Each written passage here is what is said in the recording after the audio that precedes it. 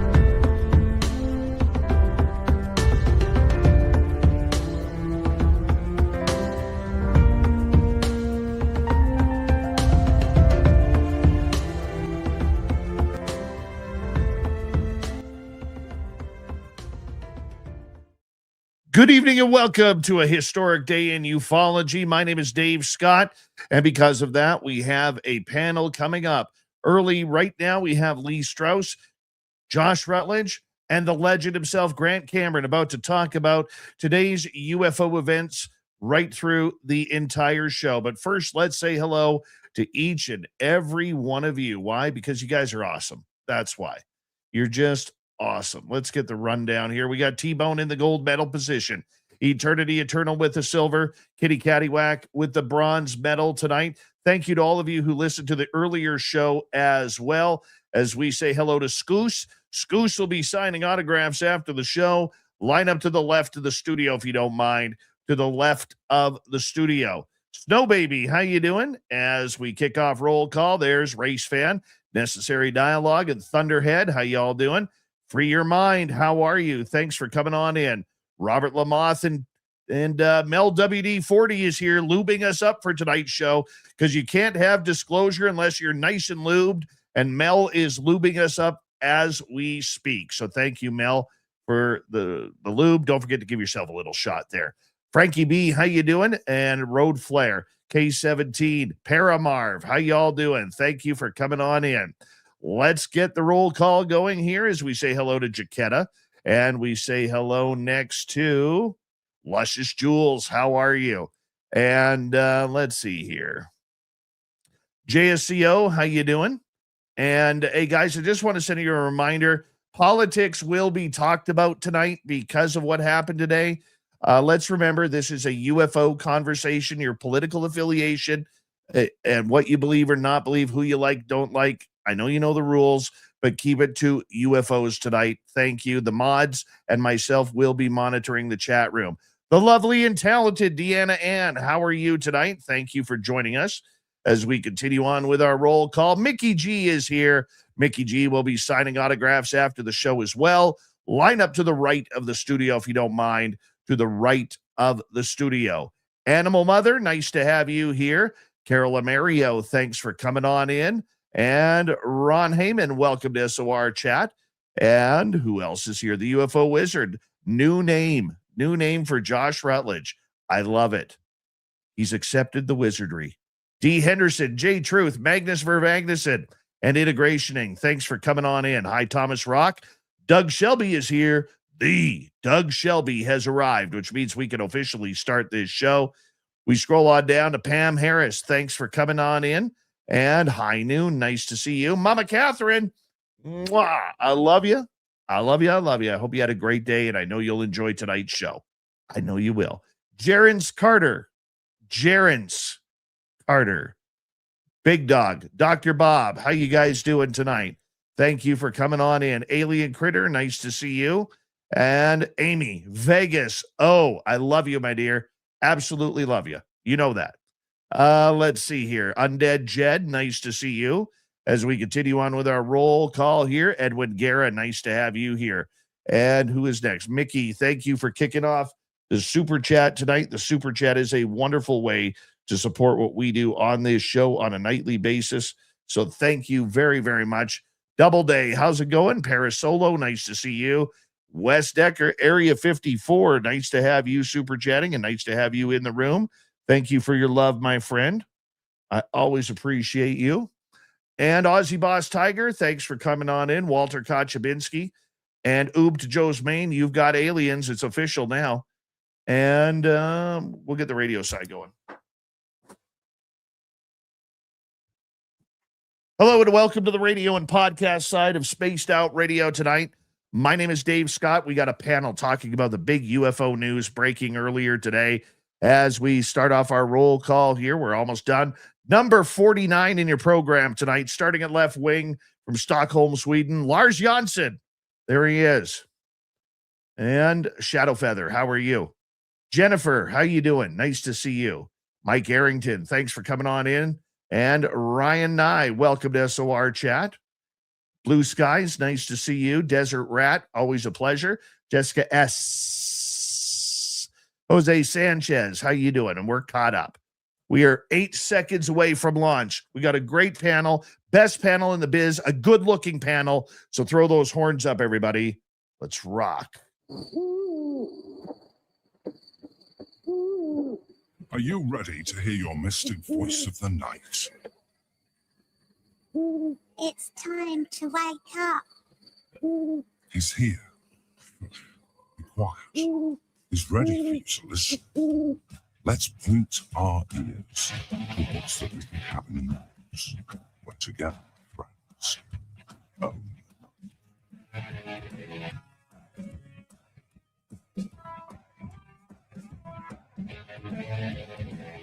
It's time for Spaced Out Radio with Dave Scott. From the mountains of central British Columbia to you listening around the world, this, my friends, is Spaced Out Radio. I am your host, Dave Scott, sitting in the captain's chair of SOR headquarters. We welcome you to tonight's show on our terrestrial affiliates around North America, digitally on every major podcast network. Our website, spacedoutradio.com. We have a plethora of features for you.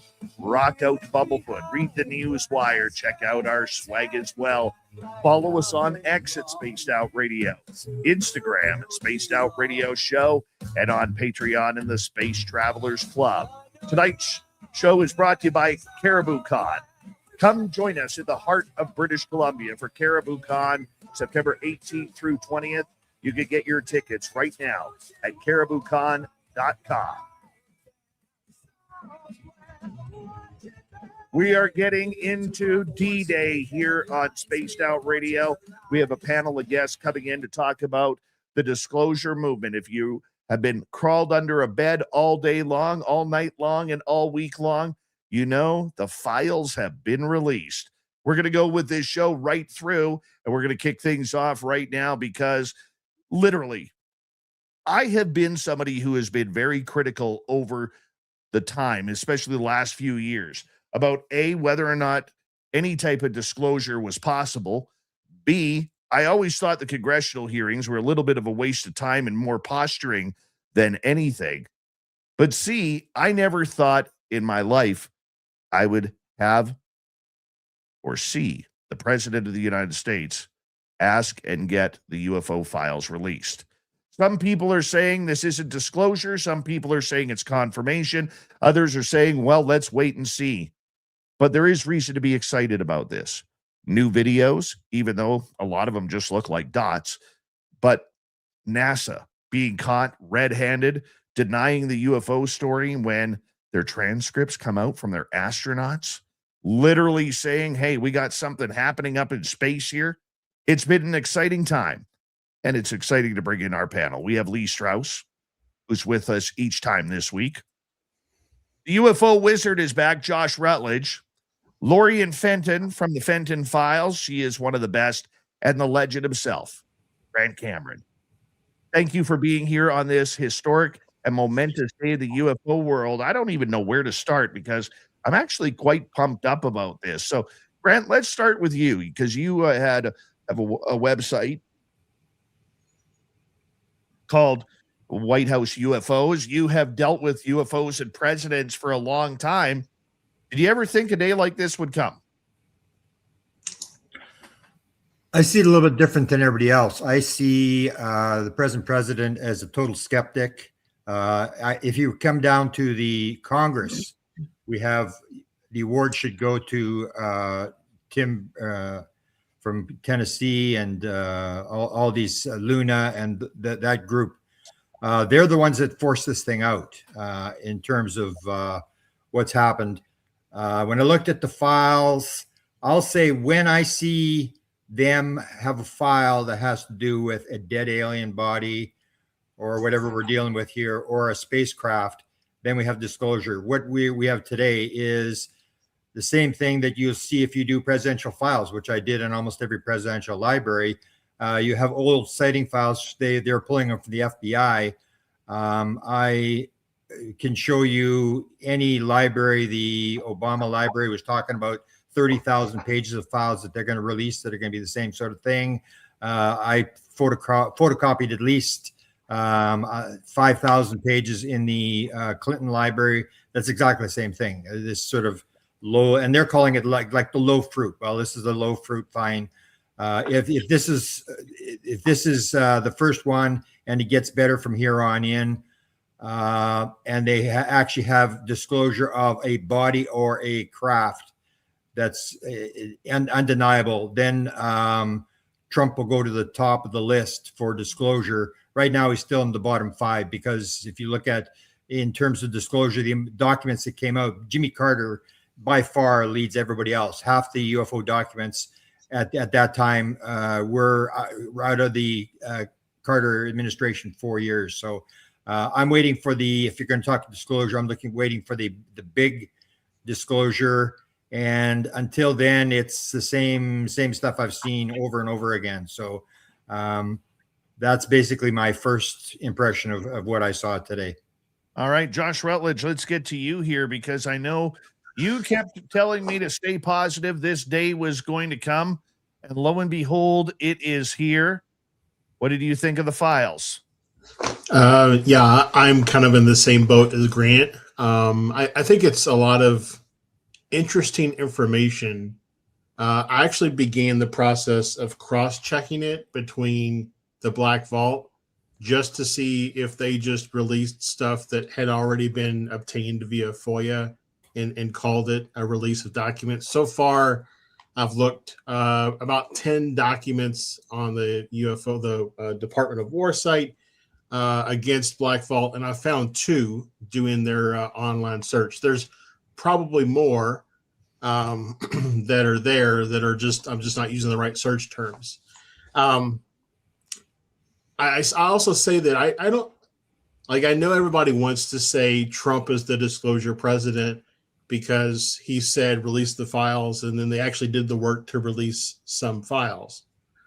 But I'm not really sure what these files are intended to disclose, other than our astronauts saw things, which our astronauts talked about openly after the fact in various, late night talk shows and various things. That we, the one, I would say that some of the good things that came out of the documents that I found is some awesome Apollo 12 moon pictures that show some pretty awesome, kind of UFOs off in the distance that NASA has, zoomed in to make it clear for people to see.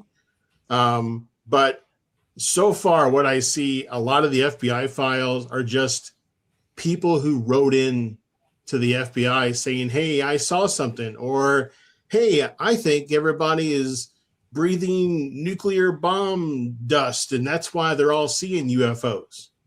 So it's an interesting read from that perspective. Still a lot of information to digest. I'm just not sure I would call it disclosure. I would say it's more confirmation than disclosure, but I think there is some lead and some merit that we could call Donald Trump at this time the disclosure president, whether you like him or not, or you care for his politics or not. I'm focused more on the UFO side of things. Lee Strauss, we bring you in here now. I know you're pretty pumped up. You were flexing in front of your mirror after reading war.gov, the website to read the files and see everything is war. That's WAR, like war.gov/UFO. War.gov/UFO. Lee, let's get your opinion. Man, when this stuff hit this morning, it's like I knew it was coming, right? I mean, I could feel the energy in the air almost before it hit. Last night, I had so much trouble sleeping. I had heard little blurbs that it could be released this morning, and it was. And my socks went flying off. I'm telling you right now, I am so pumped for this. It's like all the stuff that I have seen in the night sky and recorded over the years. I finally got vindication. All these people, out there that have been on YouTube and Facebook and saying that the stuff that I've captured is nothing but weather balloons and swamp gas. Well, that's just, not true. And it's obvious now. In fact, looking at some of the footage from today and then looking at my footage, I would say that in a lot of cases, I have better footage than the stuff that came out today. So I'm super pumped and excited to see what's coming up next, because I'm hoping that we do get some of that 4K footage of UFOs.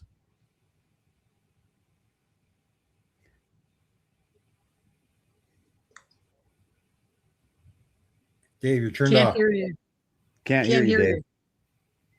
And Lorien Fenton, we bring you in on the UFO files here. You are from the Fenton Files. You've been covering UFOs for a long time. You're the creator and host and owner of UFO Con in San Francisco. So I'm just curious, your thoughts on these files today. I haven't seen them yet, but I knew they were coming about a week ago. And to be honest with you, I've had a lot of time to think about it, and I'm probably stuck in a weird bubble. And I'll tell you what it is. It's called MUFON. It's called 60 Minutes with Robert Bigelow disclosing UFOs years ago, and all the people that have made reports to Dave Davenport and all the things that have come before us, the Art Bell Show, George Norrie, Coast to Coast, every contactee that's out there, Whitley Strieber, on and on and on. All I'm saying is disclosure's already happened. It's happened for the people that believe, okay? The problem the government's got right now, I'm just going to go on a sidebar here real quick, away from the files for a second. The problem they've got is, how do you tell the people who don't know it's real already that it's real without freaking them out? And this is their best way to do it. The best way to do it right now for them is to slowly let, documentation out that we as ufologists, everybody here on this panel and Dave, the problem is we already know all this stuff, probably. And the moonshots, the pictures of the moonshots, those have been leaked over the years. I mean, there isn't probably much in those files. And like I said, I haven't looked at them yet. There probably isn't much that the Black Vault hasn't gotten already, or that it hasn't been exposed at Conspiracy Con years ago, or at the Granada Forum in Los Angeles, or even when Grant was speaking for UFO Con years ago. I mean, it's like, I want to be excited. I'm really happy that it's happening. And I got to give kudos to the government and the Congress and the Senate and everybody for putting these out. I think it's great, but it's going to be another 15 years before we get anything that has to do with an alien standing on the White House, steps saying, I'm an alien and here we are, and beam their thoughts into every television set on the planet, just like in V, the TV show. So I think that's what I call disclosure, is when that day happens, that everybody on the planet knows that they're real. Okay. But I'll take this little confirmation, as Dave calls it. I'll be happy with it. But since most of us here already know it's real, it's really hard to get excited, Dave. I'm sorry. And you know what? I'm usually the most negative one of you all when we do these types of panels. And here I am. And Josh Rutledge, you disappoint me the most here. I'm not going to lie, Wizard. because you are usually the one who's pumping up. I'm Mr. Negative when it comes to the UFO story, and yet you're like, oh, Dave, you got to keep an open mind. You got to keep it. Well, when this all kind of started, if you recall, going back a few months, back when I was still doing the show, I said when Obama made his podcast, interview, and he dropped the thing about, Area 51 not having underground facilities and aliens are real and all, like when he dropped that, even though he tried to take it back the next day, because he dropped it, I knew that was going to be the prompt for Trump to say, I got to be better than Obama and do something. So Obama was the catalyst that brought us to this point. So far, I have not seen anything in the 161 files, which some of those files contain like 30 plus pages of documents. So far, I've not seen anything in there that is the smoking gun of the U.S. has craft. The U.S. has an alien species. Like I saw a report from Fox News that said the documents are confirmation of alien life. I've seen nothing. I've read nothing in the documents so far that talks anything about alien life. So I don't know if they're reading different documents than I am. But I'm just trying to be pragmatic at the end of the day. So far with what's been released, it's not exciting stuff. Let me ask Dave a question. Yes. Dave, who said this was real? Who said this proved that UFOs exist? I would say the evidence shows that it exists. No, it's the same. That's what I'm saying. It's the same evidence we've got. I can take you to any presidential library and show you tens of thousands of pages of this stuff. It's the same stuff. If you get the president stands up and says, yeah, this is all real, but he doesn't. He says, hey, you guys, he gave it that young people's audience. He said, I saved this for you guys because you're kind of off the beat, or however he described it. You'll be interested in this stuff. He said, tell me what you think. I don't really know. And he said numerous times, he doesn't know, he doesn't care. He said in 2019, we should not go back to the moon. We're wasting our time on wasting money going back to the moon. It's like your relatives. He was forced to do this by people in Congress, and I applaud those people. But he never said it was real. That's what you need, is the president to say, yeah, this is the real deal. I mean, this is these people were all right. It's just more evidence. We've got piles and piles and piles and piles. Even the Canadian government files. We've got the Wilbur Smith files are probably 10,000 pages. We've got piles and piles and piles of this stuff. But we need somebody in authority to stand up and say, this is real. Well, let's look at what Trump said on Truth Social earlier today. He says, as for my promise to you, the Department of War has released the first tranche of UFO/UAP files to the public for their review and study. In an effort for complete and maximum transparency, it was my honor to direct my administration to identify and provide government files related to alien and extraterrestrial life, unidentified aerial phenomena, and unidentified flying objects.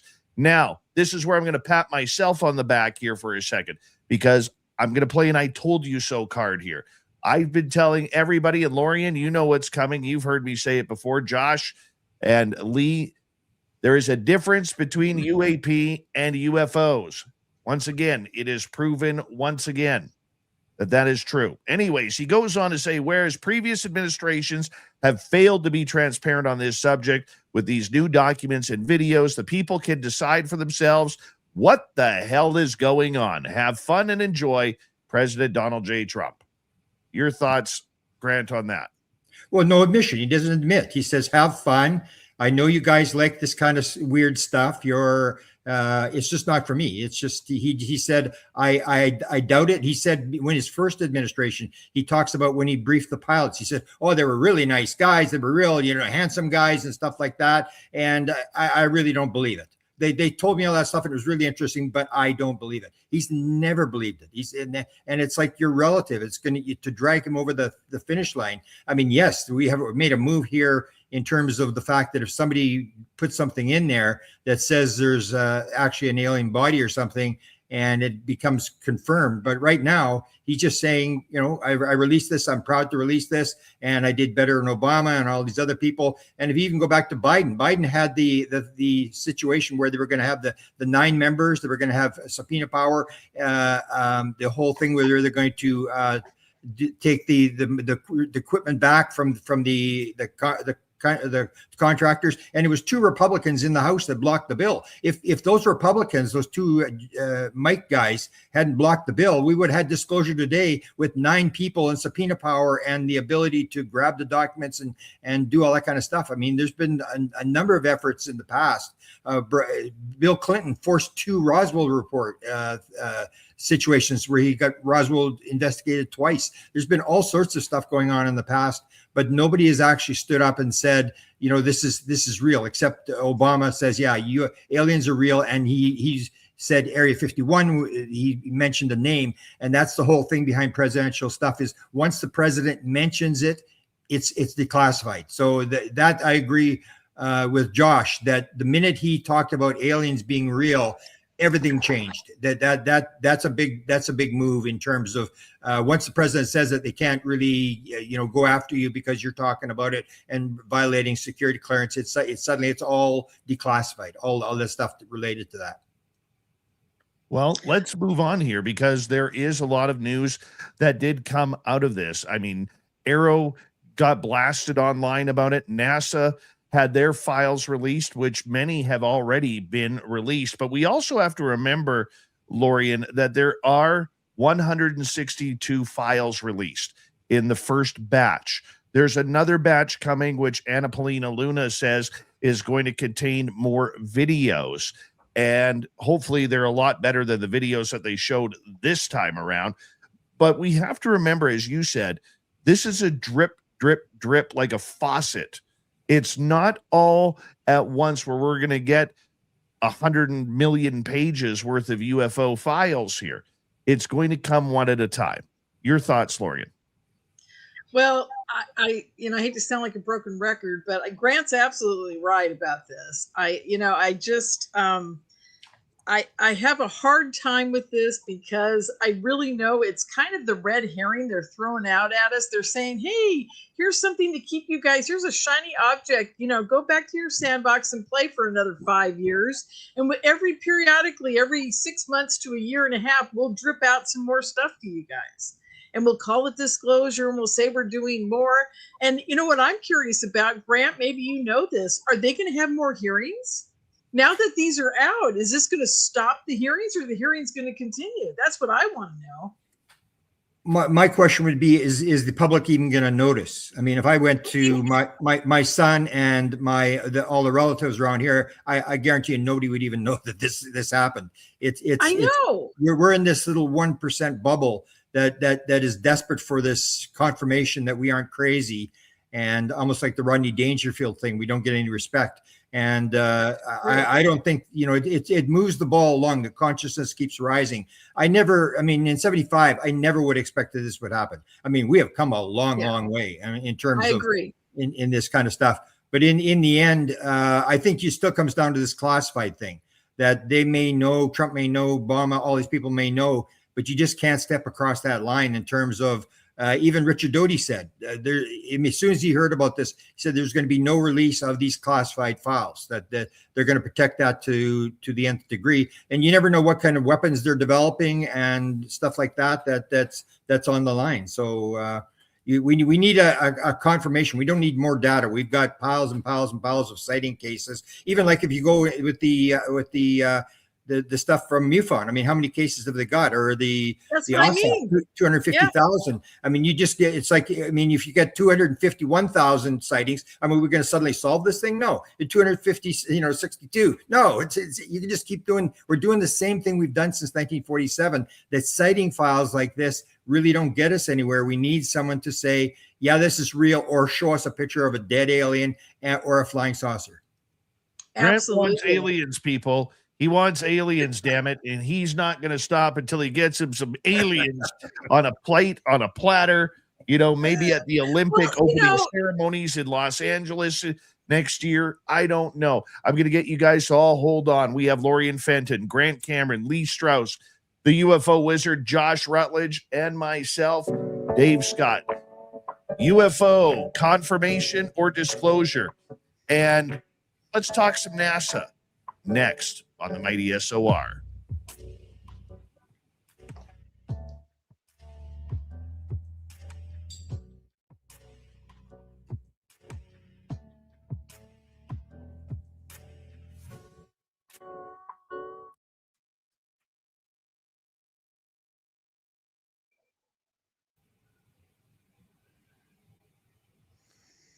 Grant still fired up that his Jets didn't make the playoffs. Yeah, what happened in Montreal last night, you guys? What the Montreal hell? won 4-1, 5-1 tonight. Oh, they did? You should have told me. they're I tied up the record all the series. games. Yeah. Oh, damn, I'll have to watch it. Yeah, but anyhow. the thing's fixed now because San Jose gets the second pick. Like, what's that? And Toronto gets the first pick. Come on, it's all fixed, man. Well, we deserve it. We've been down in the bottom of the heap for so long now. But thank God we got Cimarelli and we got Smith and we got a few good players. Yeah, so. you guys are stacked now, and you're going to get the second round. Second two round pick. drafts, you've had a first and a second overall. Now you get another a second overall. I'm so happy. You guys have no idea. Maybe by the time I die, I'll get a cup. I don't know. You'll get a cup before the Canucks, that's for sure. That is sure. Yeah. So what's going on with Vegas? They're looking kind of flimsy this year. I don't know what's going on with them. Well, they're winning Their tonight. defense is, yeah. What? They're winning tonight. Oh, are they? Okay. Don't Yeah. tell me anything. Don't tell me. I They're busy record all the stealing, games and watch them before I go to sleep at night.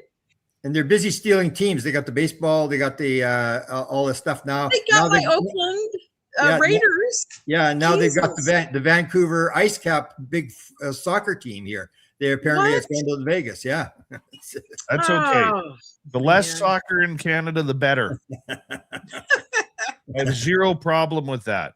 If I was still a journalist at my radio station in Vancouver, I would be cheering right now, knowing that I would never have to cover soccer again. I love it. My Oh God. my God. they got that big player. I don't know who he is, a German guy. They paid huge money for him, one of these superstar guys. So, but they're Oh, packing my it God. in, and they're heading out. So They Vegas better be is- getting they're collecting compensated everything. for it. Are they getting compensated? Are they going to be the farm team for them or what? no, I don't think so. It's the old deal. They bought it for 50 million, and they're going to sell it for 350 million or something. Oh, well, there you go. They made the It's money. all about money in the end. Who cares about the sport, right? Yeah. Yeah. I hope Montreal wins the cup this year, you guys. Canada deserves a cup, man. Oh, we're you not guys have winning the waited cup. so long. Nobody's They'll get- touching Colorado. Nobody's touching Colorado. You think so? Yeah. You No. think they're going to win? I'm Colorado's going to steamroll through this right to Carolina. I think. Yeah, I it'll be- know Carolina is going to win the East. Yeah, for sure. Yeah. Yeah. Carolina is red hot right now. Yeah. But Montreal they that might- one year went to the end there, and then they blew it. And same with Edmonton went to the end and blew it. Yeah. Yeah. Thanks that's for right. reminding me. I was going to say, I just remind Thanks you. for Yeah, reminding look me. at us. All these UFO people on a break talking about hockey. Now that's much more important to us, right? I think Josh is sleeping up in the corner because he's not a hockey guy. I think he's Oh, sleeping. Josh, you're a traitor to your country. Are you in Canada? Uh, Oh, okay. No, Then you're not a I'm traitor. in Arizona. Oh, okay. Oh, you got the Phoenix doggies out there. Yeah, I'm originally from Kentucky. They used to have a farm team in Kentucky, the River Frogs. We went quite a bit when I was younger, like in middle school and high school. Yeah. It's just not very entertaining for me. Sorry, I'm more of a basketball, Okay. more of a basketball guy. Oh, okay. See, I can't stand basketball anymore. I got to watch that puck going at 100 miles an hour, you know? I haven't watched a basketball game since the Grizzlies left Vancouver for Memphis. Oh, yeah. I forgot about that. But then you always got to remember that Canada was either invented or it was in the middle of the invention of hockey, baseball, football, and what's the other one? Soccer? They're all four of them. I thought it was rugby or lacrosse.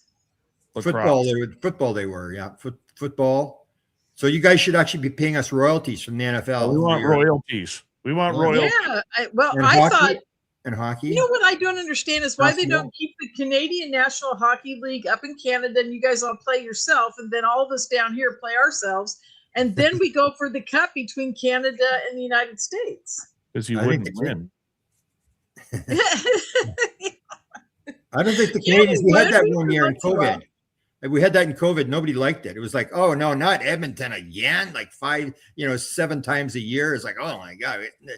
Toronto again. So Toronto is good because all the traders put their Toronto stuff on and go to the game. And Montreal, same thing. Half the fans are Montreal or Toronto in the.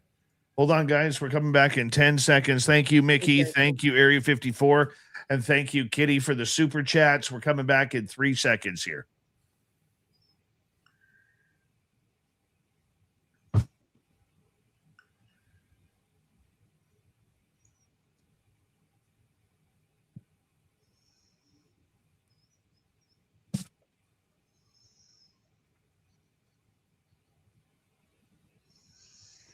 Here we go with the second half hour of Spaced Out Radio tonight. My name is Dave Scott.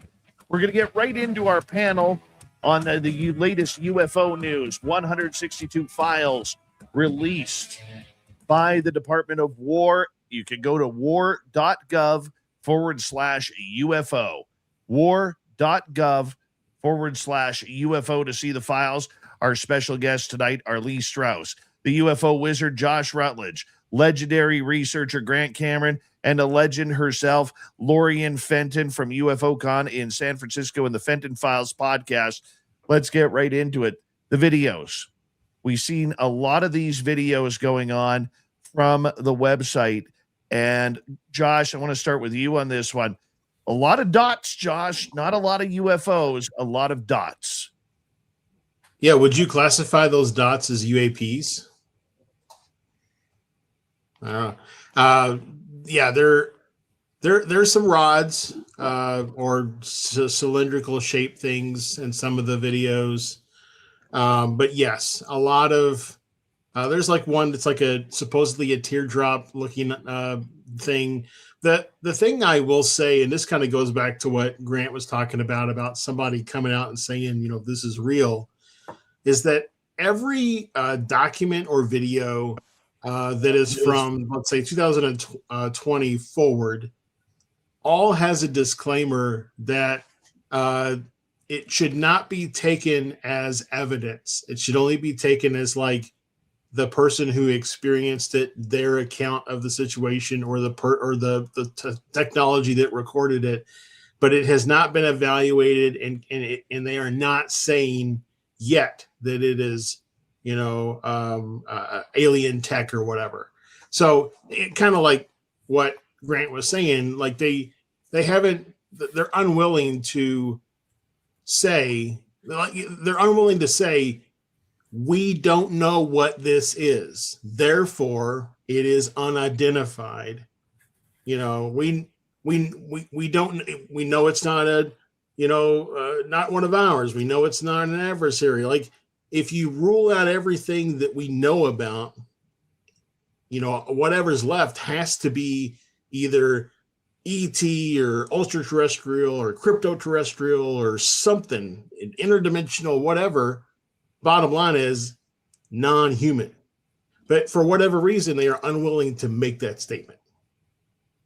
Here's the other thing that I noticed with a lot of these videos, Lee, is they seem to be out of outside of the United States, a lot in Southern Europe, a lot in the Middle East, a lot in Africa, not many that actually came out from the West Coast or the East Coast of North America. Your thoughts, Lee? Well, I think they did that. It's just the situation where they were getting the footage from this time around. Who knows where they're getting it from next? But you think about any, like the CIA or the FBI or these sorts of things, they're getting a lot of this stuff from overseas instead of right here in America. Maybe that's what they focused on this time around. And they're saving the very best of it for the next go around here. So I think it's just a function of where they pulled the information from during this this go around, or this part of the disclosure. Grant, what do you think of the videos? If you were to bring this to MUFON or to Lorien or myself, you'd go, yeah, it's kind of cool, but it doesn't really prove anything. And that again is the fallback, is that they're putting this stuff out. And one of the problems that you have is this is going to be really entertaining. And that's what Dr. Eric Walker, when we went after him in the 1990s, the highest level guy that I think that anybody's ever talked to, he said, admit it. You're just curious, admit it. And this is going to be very good for people. They're gonna love it. It's gonna be like clickbait. They're gonna watch the videos and stuff like that. So in that sense, it's good. And especially the ones that are coming out next, from what I hear, is the ones that Luna wanted, that she requested, and they sort of didn't do anything about it. So they know where these are coming from. These are whistleblowers identifying exact films. So the next batch, I think, are going to be a lot better than the ones you're seeing right here. These again, it's, if you quote Fox News, their take on it, that he said this could be thousands of things. That's what the host said. This could be thousands of things.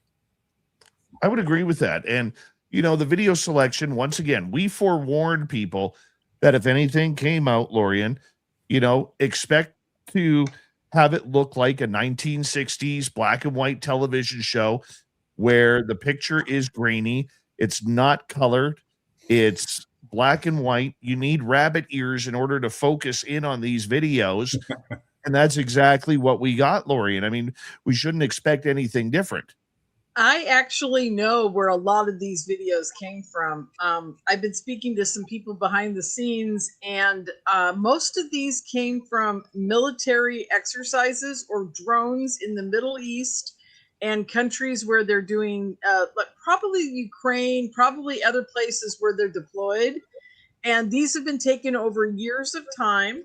And these were picked because they're the most, this is my guess. I'm just saying, these particular ones were picked this first round is because they're the most obscure of all the ones they have, that you can't tell what the hell's going on, really. Now, that last one you played looked like one of the jellyfish from the Sky Watcher extravaganza we've got going on with them. But that's about the only thing I can tell from it. And it could just be a balloon, God knows, or a paper bag that's blowing in the wind. I don't know. But bottom line is, I can tell you right now, this is military footage of drone, probably mostly drone footage or plane footage. And that's what I found out behind the scenes. And Josh, or go ahead, yeah. Grant. Oh, so I think that the big part for me that's missing in all these videos, and I understand they don't want to show us the stuff that's on the screen because it might give away the sensor system that was used to film it or whatever. But I would love to have maybe just a text file with all of the sensor data that they can share. Like, what was the temperature at the time? Like, what was the wind speed? What direction was it blowing in? Like, all that supporting data that is not classified in any way, shape, or form.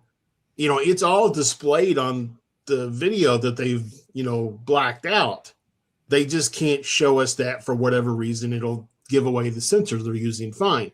Put all the data in a text file so I can still get access to the metadata that, maybe supports what I'm actually seeing in this video. Yeah, but they can't.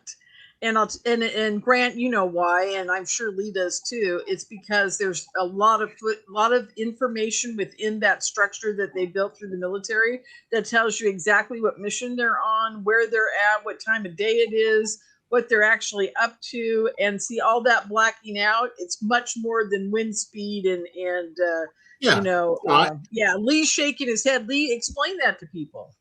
Well, you've got so many different things going on there. You've got altitude, you've got direction, you've got wind speed. You probably have temperature, like Josh was saying, but there's so many things that's going to tell you, like, how they're locking onto this thing. There's so much data there that people could discern things about the craft that they're videoing this with and what its sensor capabilities are. And that is a dead giveaway to, any other country out there that might want to do us harm or take control possibly of this UAP that we're flying around, or this drone. And the other thing I would want to mention here is that we got to remember that when we're having this battle and we're showing videos, and there can be better videos and stuff like that, and you got the sensors that they can pick up, the Russians and Chinese are sitting there. This is free lunch for them. They're sitting there taking notes, and they're watching this whole thing. That's one of the arguments against the disclosure thing, is that we are sitting and exposing everything we know about this very complex subject, and we may just be helping the enemy. Absolutely. That's the reason I was told like 15 years ago from my buddy that worked for DOD and a whole bunch of other places that he never could tell me about. He basically said, Lorien, you'll never get disclosure the way you think you're going to get it with the alien on the White House lawn. And I said, why? He goes, because there's way too many things we've got going on that we're observing the aliens. We've got to, he even told me, he said, I am sure, he didn't know this for a fact, but he said, I am sure pretty sure we have a secret space program, and that we've been flying to the moon for ages now. And he goes, they don't want anybody to know what they're doing. The Chinese intelligence knows they know we've got this. They're doing it too. The Russians know we've got a secret space program. They're doing it too. Everybody's wound up and keeps tabs of everything these guys do. So at a gut level, I'm saying, this blacked out data has to be like, it has the mission they were on, when they were there, what time they were there, how many drones were there, how many missiles, bombs they dropped. And the other governments can go back and look at this. If the data was there, they'd be able to look at it and say, oh, we knew they bombed that over the Ukraine on that day. This is proof, So we gotta be really careful about what we're letting loose here. And I'm not Absolutely. saying give me a video with no blacked out images. I'm just saying there's got to be some non-classified information that would be on the screen that you can give me in a text file, such as wind speed. Wind speed gives no information about where it was, the craft, nothing. But wind speed tells me as an investigator that I'm seeing this UFO moving around. It's moving against the wind. The wind is at 25 knots and it's moving against the wind. That tells me that it's not a balloon, right? So like all that, it doesn't have to be everything, but just some supporting information that doesn't tip our hand. It doesn't tell anybody anything about what we're operating and where we're operating it, but it still gives some supportive information to what we're seeing. Yeah. Within the files, Go ahead. sorry guys, within the files, there is a photo of something in a body bag. Obviously you can't see the body, but you are seeing the size of the body bag, which is pretty interesting. And unfortunately, I've been trying to find out exactly what page that's on right now, and I'm not able to find it. Yeah, I'm looking for the 8-pointed star UFO as well. I while we're doing that, I want to just play a little clip here. This is from Lou Elizondo on his YouTube page. Lou Elizondo for the video today. Hi, everybody. Lou Elizondo here. Boy, do we have a lot to talk about. Today, I think it's a very historic day for disclosure. Who would have thought that 9 years ago we would have our government now finally releasing lots and lots and lots of documents. First, I'd like to thank the President of the United States for fulfilling his promise to provide this information to the American people. I also want to thank the Secretary of War, Pete Hegseth, for supporting this endeavor. And I also want to thank the Director of National Intelligence, Tulsi Gabbard, and of course, the members of Congress who are part of the task force to try to get to the bottom of some of these government secrets. It's really been a team effort by all. And it's really, I think, a proud moment for disclosure. Now we got a lot more to do. If you read the statement that there were literally tens of millions of documents that need to be reviewed and then hopefully released. But it's a great start. You know, we've had documents come out from NASA and from the FBI and the Department of Defense and the military. So it's a great start, and I'm very, very thankful that that we're all around to see this happening. Elizondo went on to say on News Nation or Newsmax, one of the two, that basically calling NASA a bunch of liars. They finally got called out for this. They finally, you know, that useless $100,000 study that they did a year and a half ago, where when they finally presented it, the scientists that were paid easy money, vacation money for their part in the study, basically were giggling and laughing at it all. Oh, no, we didn't find anything. There's nothing there. NASA isn't hiding anything. Well, the documents today prove that that's a lie. You know, whether it was Mercury, whether it was Gemini, whether it was Apollo, or even up to the International Space Station, there was reports that were recorded, they were logged, and now they are out. Lee, you're nodding your head.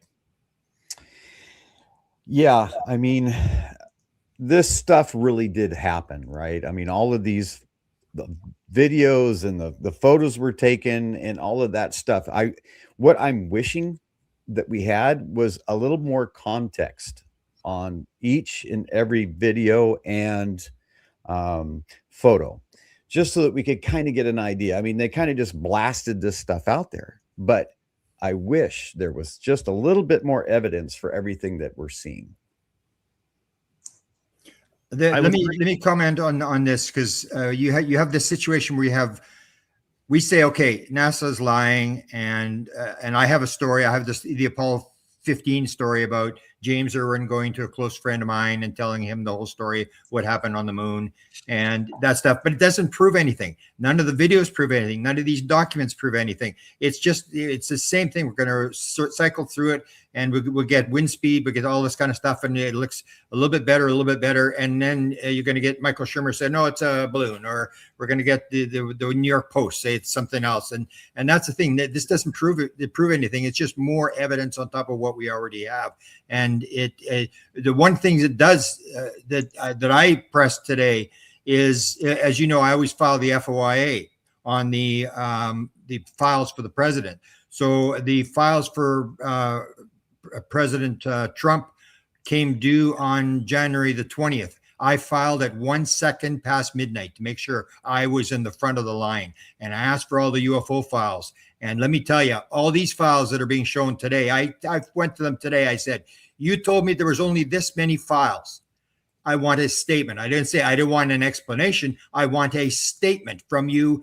Did you lie to me? What's the deal? I filed for this stuff. Now you're going to use it as a promo for the president of the United States and put it out there when you told me there was nothing. So I'm comparing what I've got. And for the first time, they did not answer. And I went not only after the Trump administration, I went after the Obama administration, because they had the same thing. Oh no, we got no files and all this kind of stuff. And this is the National Archives that holds all the files. So neither of them answered my query. I mean, it wasn't really a query. It was, I'm demanding a statement from you as to what the hell's going on here.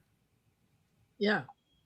You know, I'm telling you, Grant, it infuriates me too, because all the years I've dealt with MUFON and everything else I've done, and poor John Greenwald, think of what he's thinking right now. Yeah. Oh my God. It's like they basically have stonewalled everybody, and they've given you breadcrumbs is what they've done, Grant. And it really pisses me off. Yeah. And Greenwald said that he said it was, I come out there, he had a way higher number than I had for documents. It was like 30,000 pages. And they told him it would be 16 years till he got it, or something, that number like that. And now suddenly they've got all the documents and they're putting them out. And that's the thing, is that now they have to start explaining this. What are you part of this scam or this operation that's going on? I thought you were, following the law and, answering. They must have gone into a meeting to try to decide how to answer my query. that they had gotten caught in terms of not providing documents to people like Greenwald and myself. And then suddenly they've found all these documents. Exactly. And there's a lot of other people out there that have been doing FOIA requests that they've stonewalled as well. But I think you and John are probably my top two right now. Who's the third person we've got out there that's doing the FOIAs? I'm not sure. I just do and sometimes I don't even read them, with the responses I get, because they always turn out to be sort of like today's release. It's sort of like you read it and it's kind of interesting, but it really doesn't get you anywhere. And after a while, you just get tired of reading these things. People writing to Hoover. Oh, I know you're busy. Could you answer this question for me? J. Edgar Hoover. And then this kind of stuff. So yeah, there's a lot of people who are working on certain aspects. And that's the thing, is now we can sort of compare and confront them in terms of the fact that we should have gotten these documents a long time ago, like the Obama stuff. I mean, if they're using files that are outside of the Trump administration, going back into other administrations, those should have been released a long time ago. They told us they didn't have them, and then suddenly they found all these documents, which makes me wonder, how did they suddenly find all these documents? Were they using a different search system, or what's going on? Well, probably more than anything, which department were you asking the documents to be FOIA'd from? That's what they're going to start going. They're going to say, no, you asked the wrong department. Yeah, they do that all the time. All the time. I went after justice for the Epstein documents, and so they tried to walk around that. It's too broad and all this kind of stuff. And they want you to be very specific what you're gonna ask for, because you're gonna miss it. You got to pick, is it 1 o'clock, 2 o'clock, 3 o'clock that it happened? And if you get the wrong one, nope, we don't have anything on that. And that's what they're trying to do. So they play all these little games, but it's going to be interesting to see what happens, because I waited years. And I knew exactly I'm saying, don't fall asleep, don't sleep. You gotta be 1 minute, second after midnight. And I pushed it. And then I sent it a second time about 2 minutes there, just in case you didn't get this. And I filed 47 FOIAs all on the same email. So they got it, and they gave me some stuff. Like, I was called in to do a briefing for Trump at the very beginning. There's a private briefing that was done for his chief of staff. And that's 750 pages of material that they're reviewing right now. As to Rance Priebus, they did a briefing for him, one of the big fundraisers for Trump. So we'll see where it goes. I mean, it's all exciting, but in terms of, does it really convince anybody that's sitting on the sidelines? They're all going to go, well, I don't know. That's why I say you need the statement where the president says, not only are we going to release the documents, but this is real. There are actually ETs walking among us. That changes everything. Well, Bob Bigelow already said that on 60 Minutes. So, I mean, and it did change.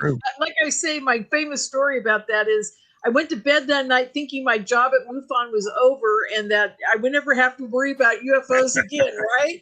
The next day, no one even said a word to me about it. My family didn't. Nobody did. And I was like, well, we just had disclosure last night on 60 Minutes and millions of people watched it. But nothing changed. Exactly. So that's what's going to happen today, folks. I hate to tell you that, but I've already lived through this once. Josh, we got about 1:45. I want to get your opinion, Josh. Do you think this was a little bit of a black eye for NASA regarding these reports and these transcripts coming through about the astronauts seeing things on their missions? Yeah, I mean, I think it was, especially it seems like NASA of the last probably 10 years or so. They seem to be rather, almost trapped in their own ego, if you will, where they have to be the ones to find it because space is their thing. And so if anything comes out that they didn't surface or they didn't find, somehow that's the black eye on them, and so it's deny. But we also know that NASA lost a lot of stuff from the early space programs, and so it's very possible that the people who have been giving the briefings and doing the reports, they didn't even know that this stuff existed because it was in a box in a storage unit somewhere, in a building somewhere that somebody had forgotten about. I don't also think it's I don't think that's the truth, Josh. I absolutely know that stuff was lost on purpose, and it wasn't sitting in a warehouse somewhere that nobody knew about it. It was in some CIA black vault, probably at Area 51. I'm telling you. well, I was gonna say that it is the government does nothing fast. And the amount of time that has passed between Trump saying release the files and us getting the files is too fast, which tells me that most of the stuff was already digitized and probably stored somewhere on some hard drive, and somebody just had to click a button to say, okay, we're going to release it. All right. On that note, we're going to go to break. 1 hour down, 2 to go on this UFO special. Lorien Fenton, Grant Cameron, Josh Rutledge, and Lee Strauss hanging on out with us tonight. We'll continue right after this. This is Spaced Out Radio with host Dave Scott.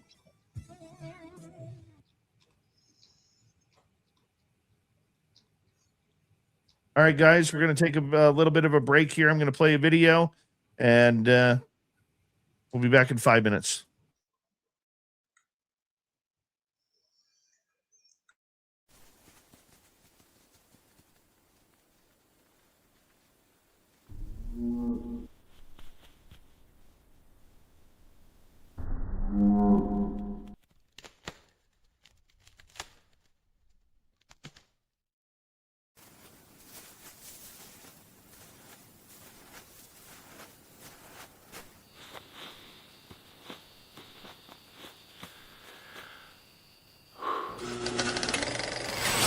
Our merch is Bigfoot approved. We have t-shirts, we have mugs, we have hoodies, we have socks, we have hats, we have stickers, and so much more. Whatever you're looking for, we have you covered. Why just be a fan of the paranormal when you can buy Spaced Out Radio merch and look the part? Our merch ain't ugly, folks. Check out the Spaced Out Radio store. Find the link in the description below.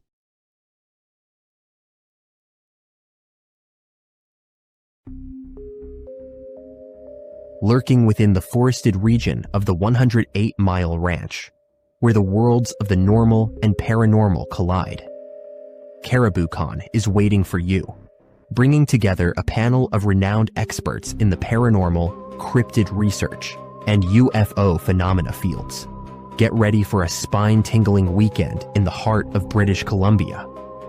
Enjoy fascinating discussions, presentations, tours of local haunted areas, and skywatching. Learn from investigators, authors, and enthusiasts who explore everything from ghost hunting techniques to sightings of Sasquatch and beyond. Whether you're a seasoned paranormal researcher or just love a good spooky story, this is your chance to connect with fellow enthusiasts in one of BC's most mysterious areas. Tickets are on sale now. Grab yours before they're gone. Visit cariboucon.com for details, tickets, and updates. Are you ready to dive into the weird and wonderful world of cryptids, cartoons, and chaos?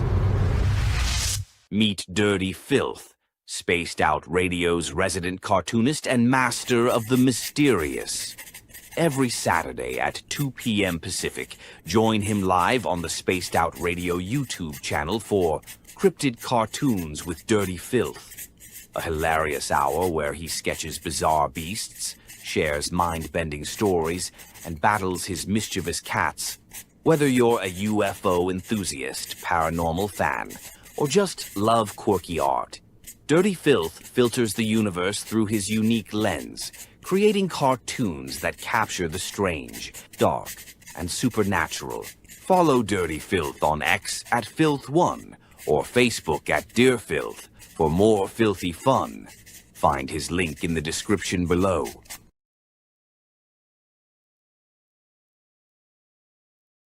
Spaced Out Radio wants to hear from you. We love our community, and your voice truly matters. Drop a comment after every show and let us know what you thought. Agree with our guests? Tell us why. Disagree? We want to hear that too. We read every single comment. Jump into the live chat during the broadcast and be part of the conversation in real time. Got a killer topic idea? Your suggestions help shape the show. And if you want to take it even further, join our Patreon for bonus content and direct feedback opportunities with Dave and the team. This is your show as much as it is ours. Whether you're a longtime listener or brand new, we want your thoughts, your questions, and your ideas. And let's keep building this incredible community together. Spaced Out Radio, where the conversation never ends. What are you waiting for? We're listening.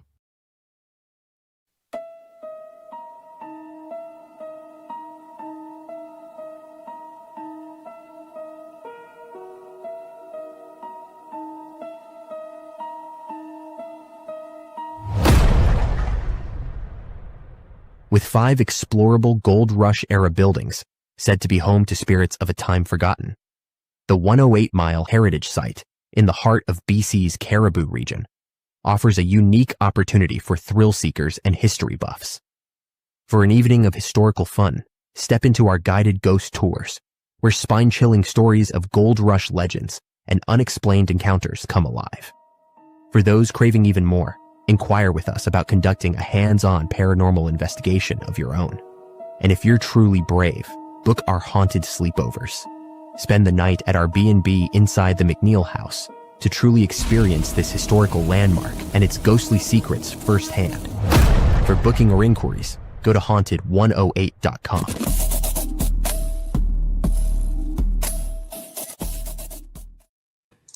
All right, as we wait for our panel to get back, thank you to our super chatters, JSCO, Kitty, and Area 54 and Mickey.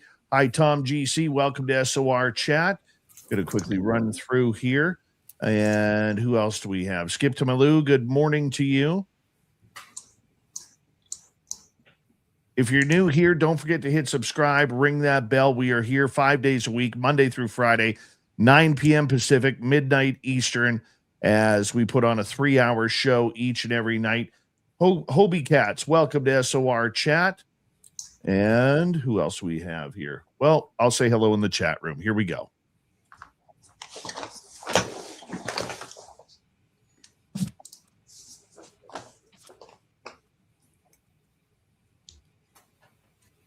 Here we go with hour number 2 of Spaced Out Radio tonight.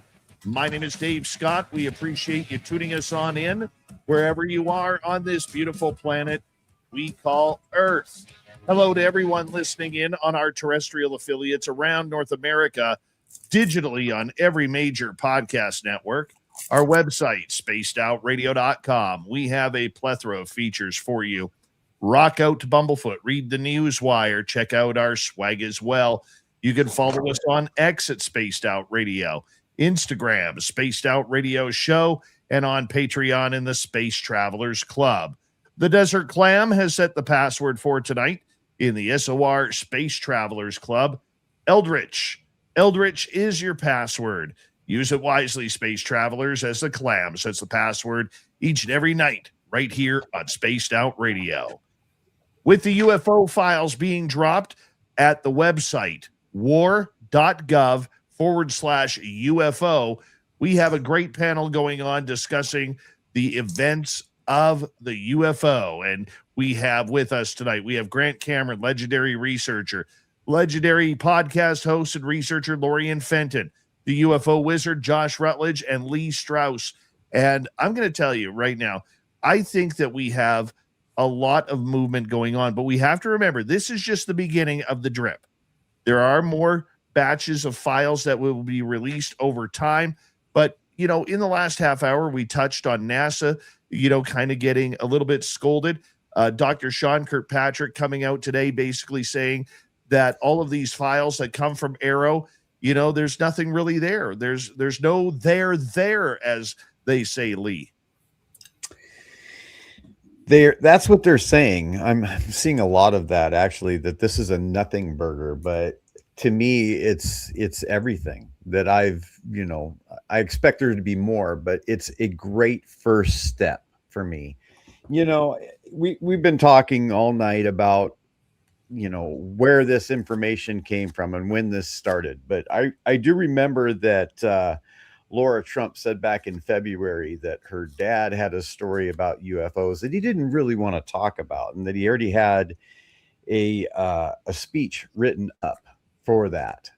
So before Obama came out and said what he did, you know, she had already said that on a podcast. So I just wanted to, you know, have people, you know, jog people's memory about that. So, but yeah, I mean, there's a lot of naysayers, and I think there will be continue to be even through the next couple file drops, I imagine. Grant, what do you want to see in future drops? A whistleblower somehow come across, and a piece of hard evidence in terms of a body or a craft. Other than that, I mean, it comes down to the same thing. We're getting deeper and deeper and deeper in evidence, and everybody said, well, that doesn't prove it. It's like we were discussing right at the end there. Unless the president or the New York Times says it, like it's the old adage, you know, if the gray lady stands up and says it, then it's real.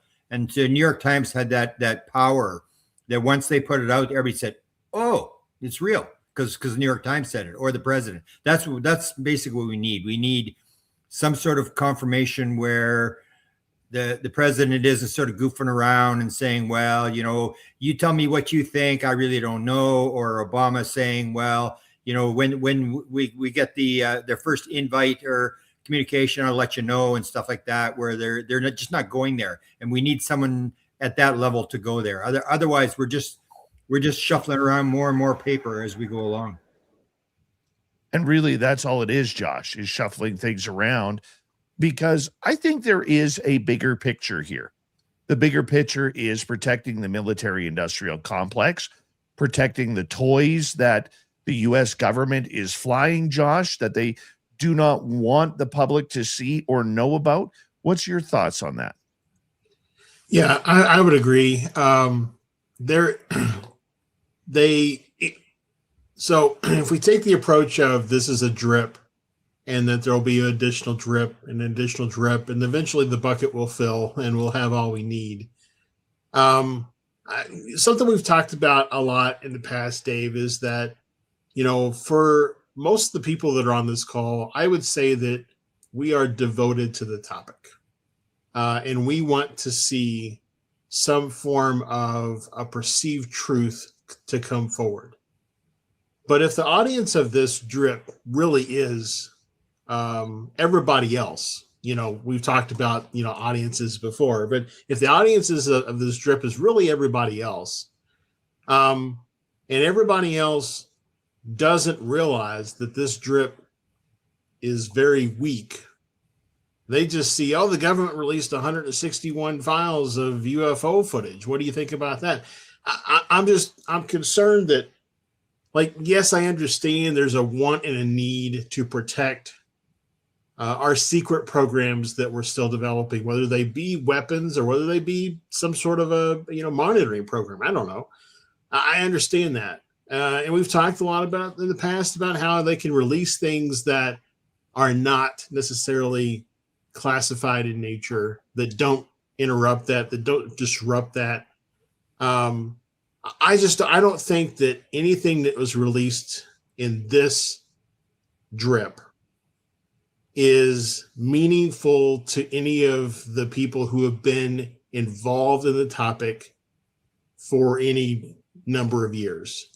But for the average, you know, Joe, this might seem like, oh my goodness, the government put out 161 files and there's 37 videos and 14 images of dots from the FBI files. So they're making an effort. They're doing the stuff. So I don't know. I do feel on the one hand, it's a step forward in the right direction. What time will tell if we continue to take steps and we actually get somewhere. Let's bring in Lorien Fenton here from the Fenton Files. Lorien, the military-industrial complex, this is where you and I have had great discussions over the time of this is what they're protecting. This isn't so much about UFOs as it is about protecting the secrets of the United States and their future military weaponry and technologies. Yeah. As I was just saying with my mic on, you're absolutely right, Dave. But here's the problem. They know how much information is actually going to go out to what I call the normies today. The normies are going to get maybe, okay, it's on Fox News, it's on Newsmax, it's on CNN, it's on all of them, right? Okay, so how many of those people that actually saw it being released today are going to pay any attention and actually go to the files? What do you guys think that is? I know it's a very low number. Yeah, 2%. Is that what you guys are saying? Yeah, they estimate that it's actually going to be between 2 and 5%, if that. That's a big number for them. And that's talking about the whole United States, everybody involved, the people releasing the documents. They know for a fact that 95% of the people out there that didn't see the big advertisement on all the channels today will never see it because they're not looking for it. Okay. It's not a score. It's not a game. We're not going to see, we're not going to go look it up because we need to, for our curiosity. They just never heard about it. Then you have the other people who saw it all on TV and are kind of going, oh yeah, right. The government's doing what? And then that's probably at 40%. Then you got another 40% that outright don't care and just don't have the time. So you're only going to get 2 to 5%. They're even going to go look, and they're going to go, oh wow, that's interesting, and there's some videos and blah blah blah. But you're not going to do anything about it. I mean, this is just the beginning of getting people interested, and I don't think it's going to make the. Hey, you noticed it dropped on a Friday, right? Why didn't it drop on a Monday or a Tuesday? Exactly. So I was really pissed. Journalism rules, just to do that. The one thing we know in journalism in our rules is that government officials, if they do not want to talk about anything, they always do a big drop on Friday so they can skip the media hype and the questions, because come Monday, there will be other topics to discuss, and they have a weekend to prepare themselves and their teams for it. It happens all the times in politics. Yep. Absolutely. So that's why I'm saying this has been well planned out. They know exactly how many people are going to get involved, and they're just shaking the tree to see how many people in the United States are actually going to freak out like War of the Worlds, or if they're actually just going to go, I don't care. And I think they know that the latter is probably going to happen, that they just don't care. I mean, people have got to go to work. They got things to do. And honestly, folks, I hate to go back to this, but unless you're a contactee or you've seen enough of these or you filmed them or they become part of your life, it's not a big deal. People just don't care, And I honestly, there's a part of me that believes that there's a lot of brainwashing going on to keep them not getting interested. Because can you imagine if they were brainwashing them into getting interested? How many people in the United States would be demanding that we release everything at Area 51, release everything at Wright-Patterson, we get the alien bodies out on tour like the Egyptian, mummies? I mean, it would be amazing, but, nobody cares enough. That's the problem, and only the contactees do. And I'll end this statement with this. I've always said the scientists that are controlling the narrative will study the contactees, but they don't fraternize with them. Okay, just think about that. Yeah. A point on that, I think a story that got a bigger scoop today than the UFO thing was the preacher thing. And that's where you get this, the base of the MAGA movement is these Christian and they're as hardcore as we are.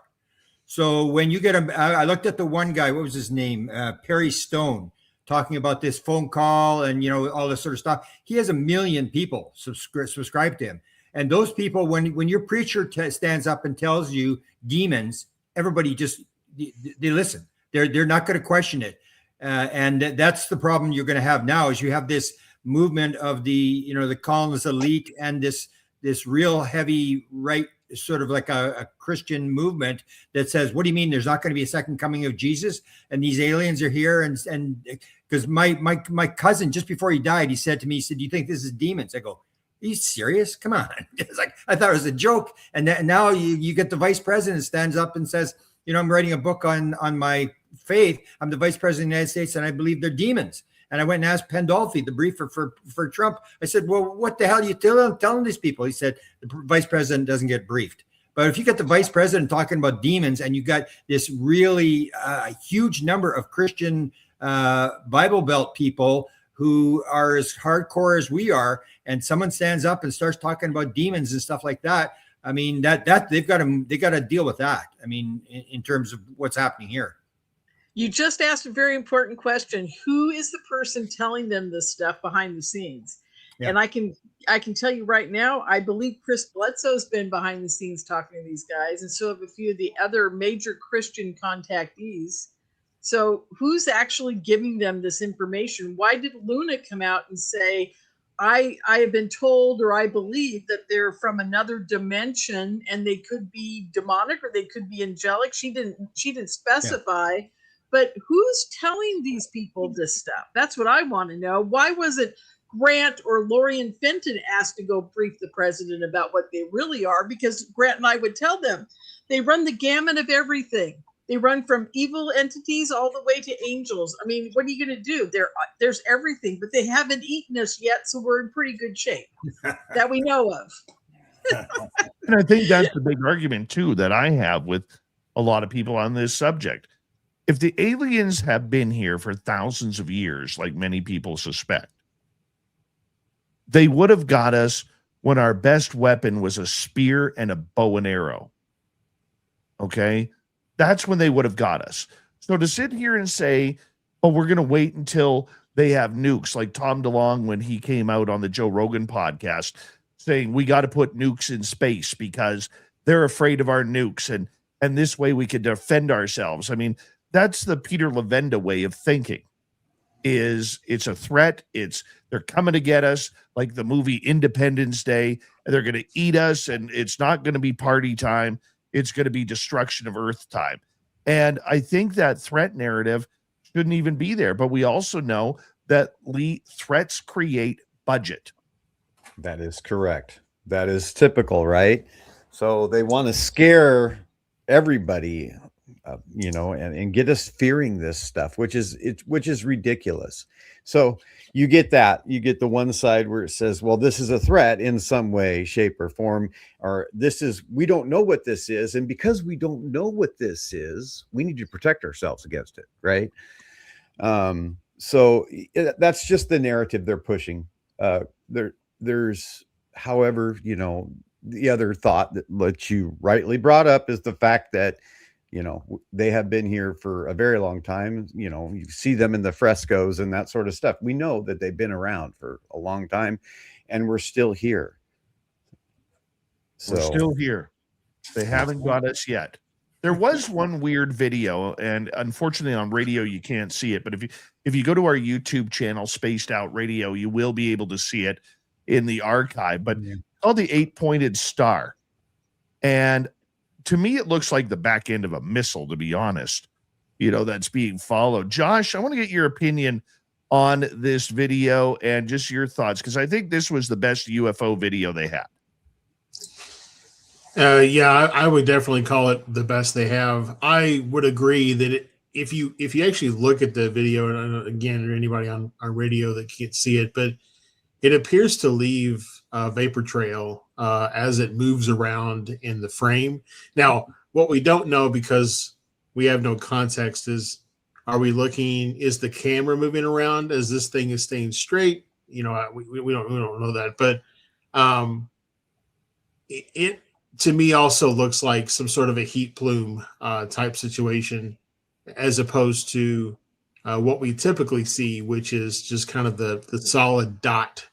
But even some of the other ones that I've seen on the FBI video or pictures that were released, it's like a dot inside of a sphere. So there are some things like that. But yeah, this one is, like you said, being touted. All the news media and everything is running with this one because it looks so kind of ominous in the sky. But again, it does, in my opinion, look like the heat plume from a rocket or some other combustible type engine. What's your thoughts on this video, Grant? I love it. It goes along with my theory of wow. That what's going on is there's an intelligence that just wants you to go, wow, what the hell's going on? They want you to know the world doesn't work the way you think it works. And this kind of thing, it's like, what the heck? And it gets people's attention. Like you say, everybody's running with the news media, and people they're going to say, oh, it's this, it's that. But everybody's going to go like, how do you, still, wow, that was pretty wild, eh? And that's what, so when I ask people, like when they have a UFO sighting, I say, you saw a UFO like this thing. You saw that thing? Yeah. What was it doing? Wasn't doing anything. It was just there. It's like, what's it doing? So it came 1,000 light years to sort of float around in front of your camera. It doesn't make any sense. That's where I start to think like a lot of this is just show by whatever this intelligence is doing weird things that make us want to pay attention. And they have like a grade 1 class, grade 2 class, and they all try to figure out what should we do in this planet to get these people's attention. And so I love this one. It fits right in with my theory of wow. It's like, what the heck is that? Well, here's the big thing we do need to know. Like if you're using a FLIR camera, and if this is being filmed on FLIR, then black means hot on FLIR. So that would mean it does have a heat signature. A lot of UFOs have not really created heat signatures that we know of. Is it possible, Lee, that this could be something terrestrial being tested out at test ranges like Nellis Range and Area 51? Yeah. Do you see the parachute in the back that seems to be flailing around every once in a while? Yeah, I take that as lens flare, some sort of like rectangular. Lens flare. I interpret that as, because it's rectangular, and you'll see it do this, like move around like this, and it doesn't necessarily track the object in a way that a flare would. So that's my first thought. And what you're seeing, yes, black in this instance is showing white, or is showing hot. So this white trail that's coming off of it could be a disturbance in the air, and not necessarily heat. But yeah, that's kind of where my mind is going with this video right now. There'll be 1,000 different explanations for it, and that's the problem. It doesn't get us anywhere. This doesn't get. Everybody's going to say it's one thing or the other. Nothing happens. Yeah, you're right. So you're going to get 1,000,001 people telling you, well, this is that. They were testing this rocket and such and such. That looks like a parachute. Yeah. I'm actually being texted by one of our intelligence people who is breaking down this video for me as we speak on this. So one of the big things when we look at the evidence that was brought forward, there's really nothing out there that is going to say it's aliens or say it's UFOs from a different planet or solar system, but we do have to be patient with it. Lorien, when you kind of take a look at what has transpired with all of this, aliens wasn't mentioned, extraterrestrials wasn't mentioned, alien life forms, NHI, anything that had been talked about recently. Do you think that is a way to prepare people, get them used to these type of videos again, what the government has been hiding for the last little bit, keep alien life out of it, much like when the To the Stars Academy started back in 2017? We couldn't talk aliens. We couldn't talk contact. That was way too woo for the government officials and the public. Do you think we're almost regrouping here as we got about a minute to go? Absolutely. It's been 10 years almost, and it's time to regroup and throw the same narrative back out at us again.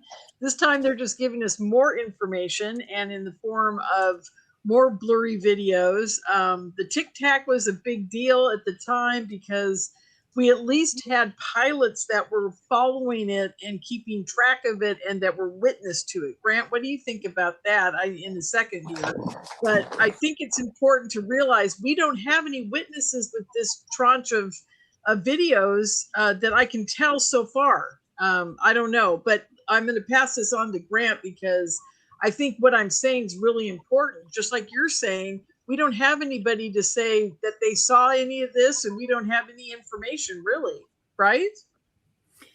Yeah, no, the only comment I would make is I think that they're avoiding the extraterrestrial thing because they may have actually gotten an idea that this is much more complex. That's where Jim Semivan says, you know, we got the briefing, he walked around for 3 months in a daze, and his wife is saying, "What's wrong with you?" And he said, you know, they explained all the psi stuff, and that the average person reads at a grade 6 level in the United States, and then you're going to throw all this shit in front of them. Yeah. And on that note, we're going to go to break here at the bottom of the hour.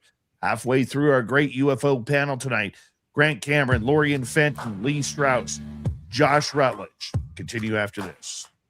Are we winning?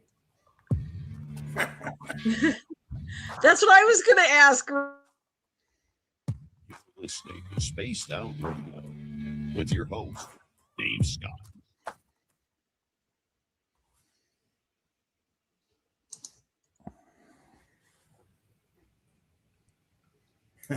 That's what I love about Grant. He always makes me work after with an edit. they like that. They'll say that's what you need is you need someone in the government who's not going to follow the rules and says, "The hell with this shit. Let's just upset the apple cart." Oh, that's awesome. That's awesome. Lee Strauss, you having fun? Yes, sir. There's a lot going on. I'll tell you that. I'm getting bombarded, but on file FD-302, there is a negative of an ET. Which Where? one? Where is it? Hold What on, page? bring it up here. FD-302 is what I've been told. Bring it on up here. Hold on. What page is it on? Well, that's what this says. It says FD-302. Well, it doesn't give me anything. Holy godly. Holy Dinah, as some people say. Holy Dinah. Like what page in the list? Well, that's what this is telling me is FD-302. So I'm trying to find out more information here. I see the negative. I see the negative. FD-302. What page are you on, Lee? I'm not on a page. I'm not on the page itself. Why don't you bring it up? Yeah, I'm bringing it in and bring it up. Hold on. Yeah, this is from my phone. Let's see. Images.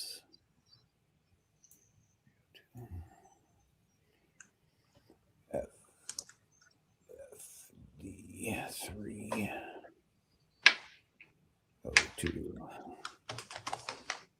Actually, I sent it to you, Dave, so I've got it here.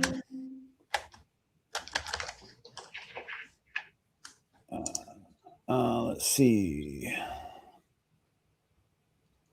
Let's see if I can transfer it over to the computer from my phone.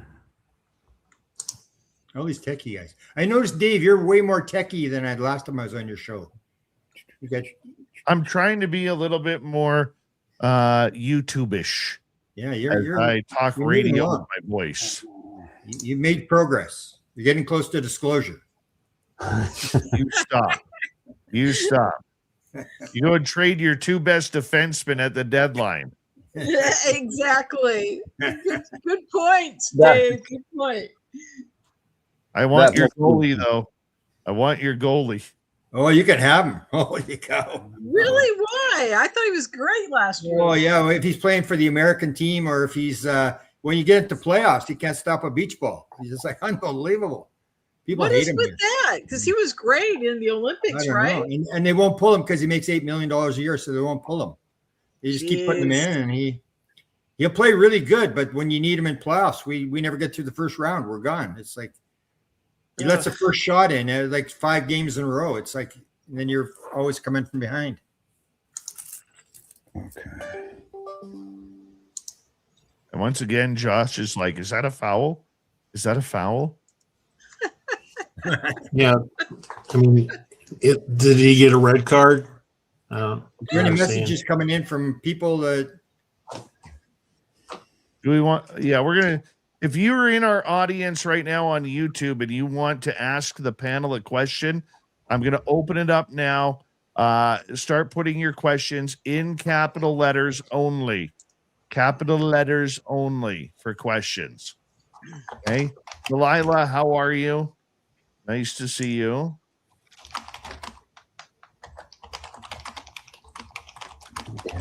Nope. Screenshot. the panel? Well, I'm the only one that's not working. I Everybody's can't find it. I can't find that picture either, Lee. Hold on. I'm just transferred it over from my phone. I'm getting it on my computer right now. Holy cow! I'll have to put in an FOIA as to where that photo came from. Yes, Josh. Cool. Okay, I don't want to mention it out loud. We'll get into talking about it, but cool. All right. Minus that. So you can open the next segment with breaking news. There we go. You Nomad, how are you? Where'd it go? All right, guys. I'm going to mute you all. Here we go.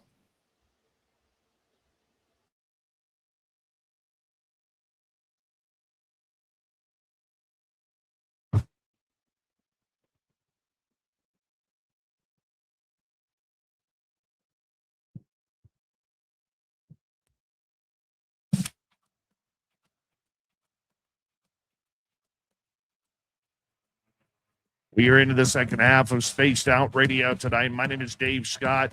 Thank you for joining us as we bring in our panel of the UFO wizard, Josh Rutledge, legendary researcher Grant Cameron, Lorien Fenton, and Lee Strauss hanging on out with us, doing the UFO thing after the big UFO drop at the website, the government website, war, as in war, like the Department of War, war.gov/UFO. If you want to check it on out. Now, Josh, you wanted to talk about Foo Fighters here for a little bit. Yeah. There was actually quite a bit of information in the files talking about different encounters with Foo Fighters that were official reports with the Department of would have been Department of Defense at the time, but also from the Air Force. And there's actually some detailed reports on supposedly about German individuals. This is during and shortly after World War II, talking about German craft that were being developed. So it kind of supports that narrative that some of these things, like the Bell and things like that, may have actually been some German craft. I've always taken the stance of it's more likely that the Germans during World War II may have recovered a crashed craft and maybe figured out how to fly it, kind of like maybe we have done since then as well. But I don't know. It just, for me, some of the documentation that's there helps support that narrative that, the Germans during or in post World War II may have had some craft. And the one particular document that I read, I can't give the number off the top of my head, but it actually says that some of those craft were then taken by the Russians post World War II.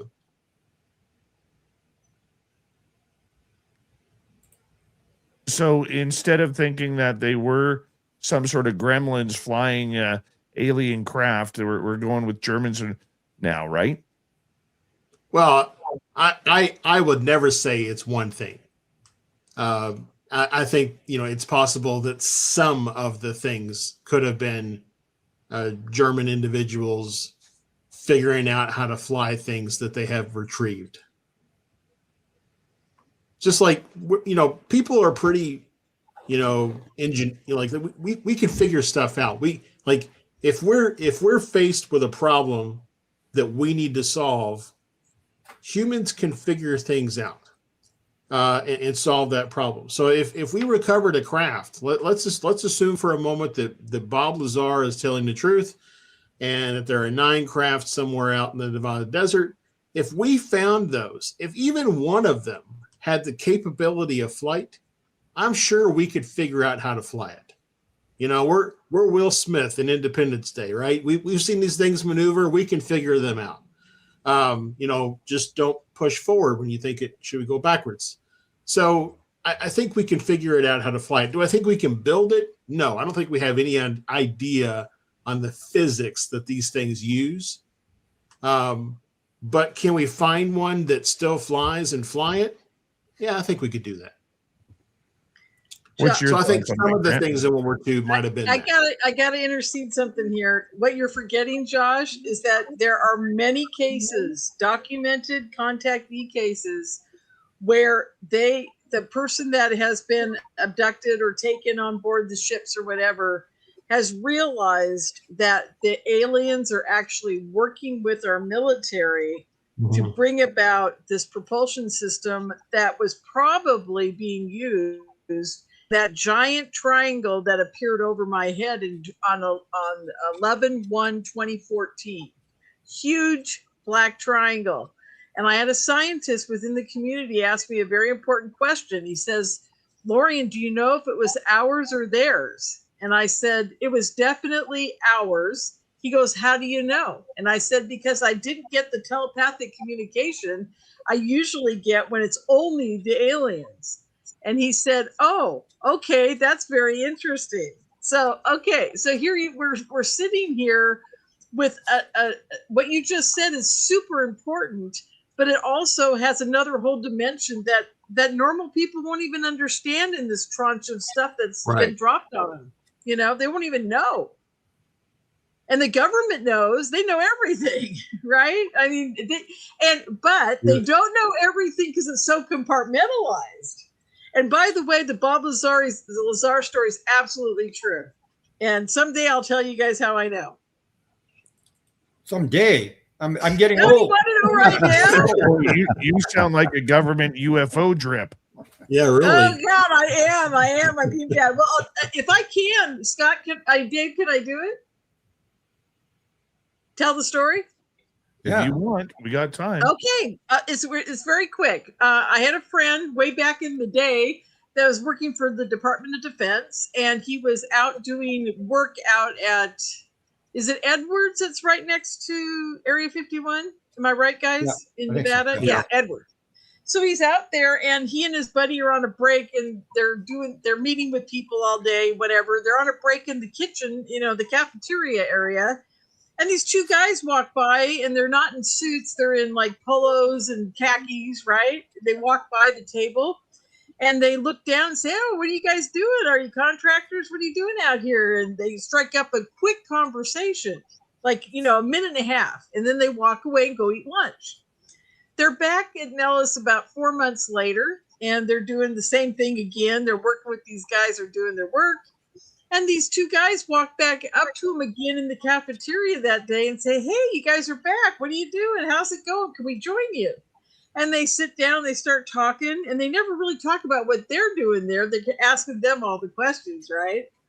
And then finally, one of the guys says, "Hey, if you guys ever want to do some work in a very interesting location, we work for EG&G. And we are headhunters to get guys like you to come and work on special projects within the government." He goes, "You're already cleared. You've got Department of Defense contracts, and you know, you got high clearances and stuff." He goes, "We could get you a great job." And they're like, "Whoa, this is really interesting." So they said no eventually. They met with those guys one more time or another time or whatever. But my friend said, "Oh my God," he goes, "it's the same thing that happened to Bob Lazar happened to us. It's the EG&G people that bring you into the programs, at least they were back then." And he said, "I can tell you right now, Bob Lazar's telling the truth, because no one would make up that story, right? I mean, why would you make up a story about EG&G?" So there you go. I'm throwing that out there for you guys. The minute I heard that he said EG&G back in the 90s, I was like, huh, that sounded familiar. Yeah. So there you go. Very cool. And of course, Jim Goodall is a giant believer of Bob Lazar. They are very, very close Oh, yeah. friends. Oh, yeah. So I want to believe Bob Lazar. I want to believe him on everything. The big question with him was how many times was he actually out there? Exactly. And Tim Good made the interview at the time, and I think it was 6 times. That was why he was taking John Lear and company and all these people out to see the test.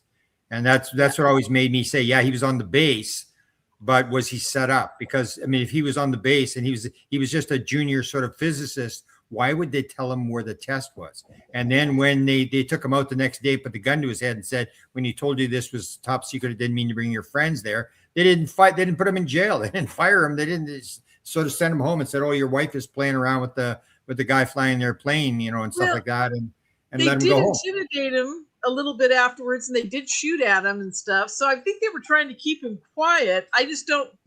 But maybe there were powers that be, Grant, like you said, that were trying to get the word out, clandestinely, and they chose not to kill him to see if he'd ever go public. It may have been their first balloon up the rail to where we are today. It may have been the first one up to see if the world would actually believe this guy's story. Yeah, and it's the deal was that he was to take it to John Lear, and you've been long enough to know John Lear was the crazy guy. It's like, don't believe anything John Lear tells you. Come on, the guy's a nutcase. So they gave it to John Lear. John Lear had the story from December 1988 till May of 1989, and the story never would have gone public if it hadn't been for George Knapp was missing a guest on the one show. And he said, you got that guy up at Area 51. I need a guest tonight. Let's put him on the show. I need a guest. And they put him on, and it went viral because it was no longer crazy John Lear telling the story about this guy up at Area 51. Now it was Emmy Award winning, George Knapp in the story, and went viral. And they never tested it. And that's why they had to take all that land away, because they had Billy Goodman and all these people with buses up on the weekend, and they were going up in the top, and they're looking down at Area 51, and they could see exactly everything they were doing. And they went, man, it's like George Knapp said, and I said the same thing. Whoever came up with the idea you were going to run this for disinformation should hang the guy. I mean, that was like totally. Well, you're right. They did not expect. They expected the whole John Lear thing to happen for sure, right? But they did not expect George Knapp to get involved, and that just blew it for them. That was a big mistake. But I'm pretty sure they were using him after they realized he couldn't do anything with the power supply or whatever. They probably thought, well, this is a good time to test, what's going on out there in the public and see what, when he tells John what's going to happen, God, that backfired on him good, huh, Grant? Oh my God. It's like the second day that he was on the base, they gave him the 125 documents to read. I mean, I did training. You've probably done training. The first day you just show them where the bathroom is, and that's about it. I mean, you don't give them all the documents the second day that you come on the base and tell them exactly what's going on, all these different projects. That makes, especially if he's not allowed to talk to the guy sitting across from him when he's working. Is that and then suddenly they give him all the documents and tell him what's going on. It was just that they're just so weird that it just seemed like a setup. And yet John, he passed the lie detectors, and I believe that he actually was there. The question is, what was going on behind the scenes? Did they want him to put this stuff out to the public and then pull it back? Because that's what you do. If you want it out, go to the New York Times and the Washington Post with all the documents and the photos of the alien crafts and the bodies. If you sort of want it out, you give it to John Lear. Exactly. Well, anyhow, it's just a fun sidebar that, we've come a long way since then, and we're still in the same place, though. I mean, if you look at it, we've just been going in a circle. I don't really see us. We're circumferencing the UFO is all we're doing. But I do think that we're making progress in terms of, because I've been in it 51 years now, that we are making progress in terms of consciousness raising. And that's like Max Planck said, you do not win by convincing your opponent he's wrong. You win when your opponent dies one funeral at a time, science advances. And if you go around the world now, you can say Area 51 in China, anywhere in the world, they'll say, yeah, I know what that is. Skinwalker Ranch, I know what that is. Near-death experience, I don't believe it, but I know what it is. And you can go through the whole thing, and people now know what this stuff is. And so we don't have to convince people. Eventually, the young generation is going to come on along and say, of course, this is all real. Yeah, absolutely. Yeah. Let me get back to the files here for a couple of seconds here, because Josh, I want to ask you, what was a hit and what was a miss for you in this first UFO file drop? I mean, I like all the, like I said, I like the stuff from Gemini, the Apollo 11, Apollo 12 stuff. All that stuff was great. There's a lot of like mission debrief transcripts and things from those that are really cool to read and talk about. I even like all of the FBI data dump that is just all the people who wrote in to, the FBI trying to either express their theories about what UFOs are or, share their experiences and encounters of their own stuff. What I am missing is in all of those FBI files, for example, I would say 50 or so percent, maybe 60% of those stories within there that are, I've had my own experience type stories, mention that they included a photo, or they included a drawing, or they included a insert, media element. None of that media element, though, is made available in those FBI files. So it would be great to hear somebody who says, I had, there's one that jumps to mind. They say that they have a farm that's a mile from the road, and they went out to their field, and there was some clover that was burned, and in the center of a circle is this like tinsel looking stuff that's piled up in a hump in the center of a circle. And in their letter, they say they sent the government some of that tinsel stuff. Great. Where's that? Right? You got the letter. You gave me the letter. Where's the tinsel stuff? Did you photograph it? Did you test it at all? Where's all that detail? So like there's some holes in what's been provided, and I would love to see those holes be filled.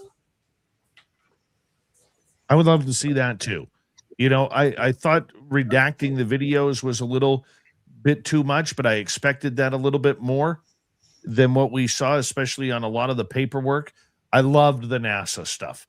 I really did love watching NASA get blasted online, blasted on the news, because it just felt darn good to watch them finally get ripped apart for lying to the American public. That was a win for me. The loss, I knew it was the videos. It was the videos. I thought the videos were dots. We're following dots again. Okay. And the videos show nothing conclusive.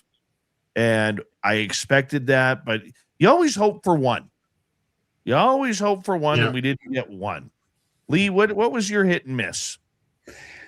Well, actually, my hit, sir, wasn't even really in the files, right? It's what Donald Trump said on Truth Social this morning that really got me. And I would like to read the sentence for you. This, for me, is disclosure, okay?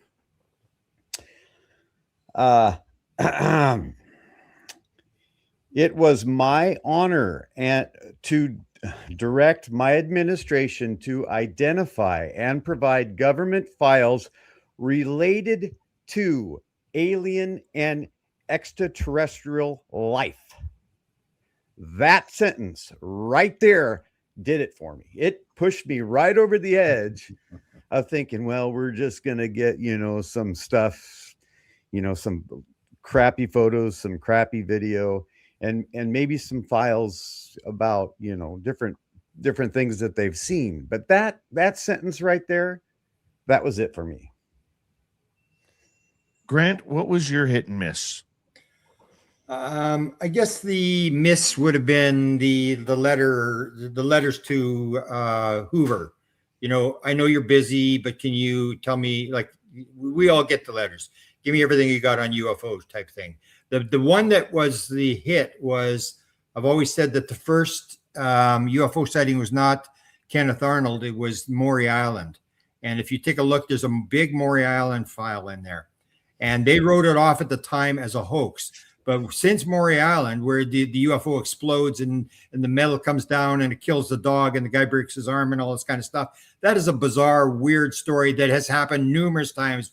The Ubatuba, all these stories where UFOs explode and they rain down pieces of metal and people, it's almost like they're giving us pieces of metal to look at. In that file, they state that, I can't remember how it went, but U.S. intelligence said, because they sent a plane in there, the U.S. Air Force sent a plane in there to get some of the wreckage, and they flew out and the plane crashed. And in that file, it says U.S. intelligence said they took the plane down, that it was sabotage. Whoa. Yeah, That's I kinda believe. scary.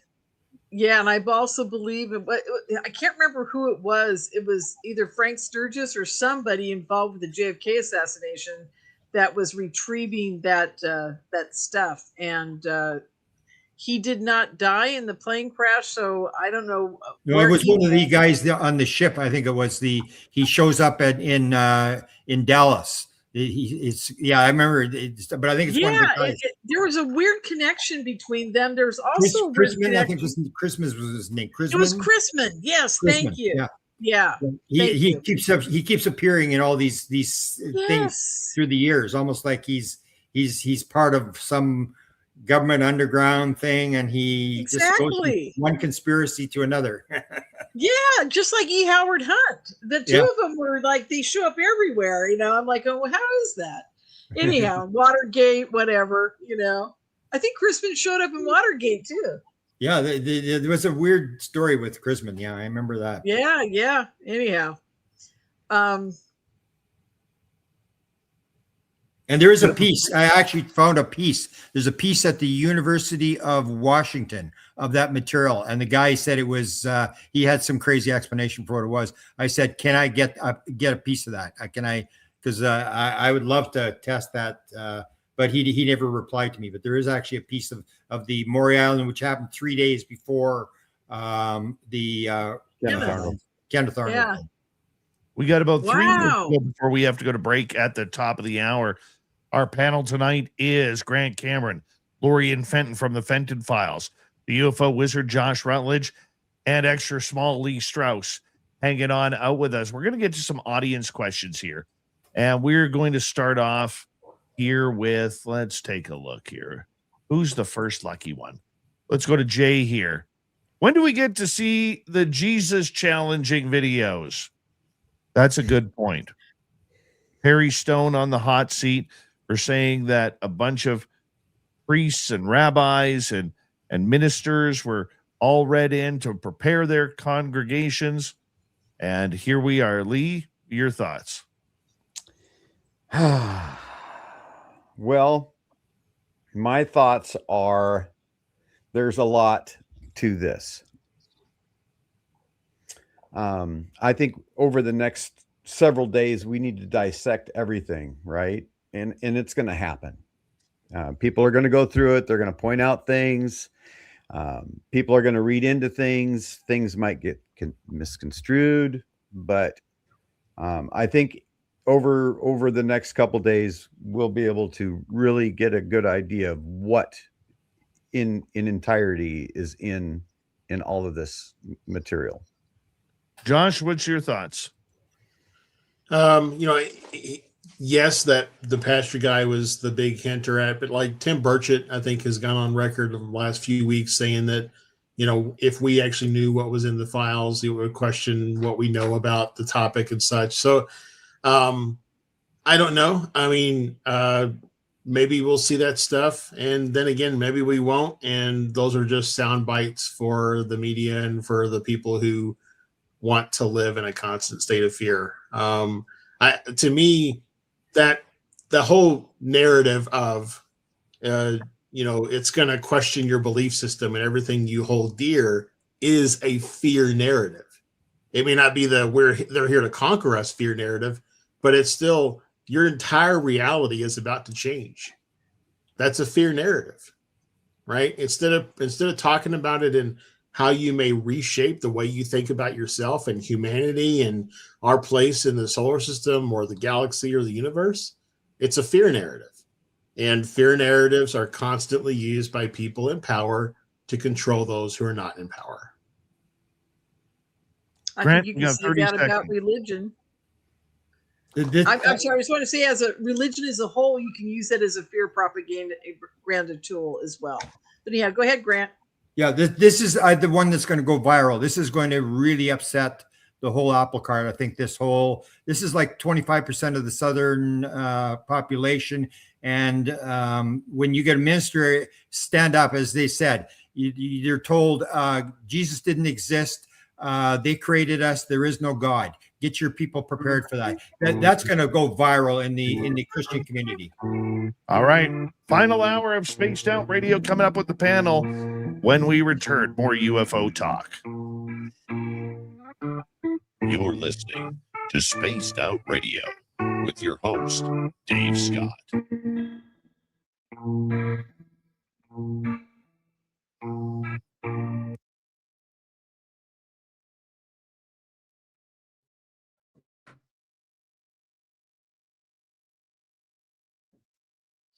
All right, guys, we got about 5.5 minutes. Be right back.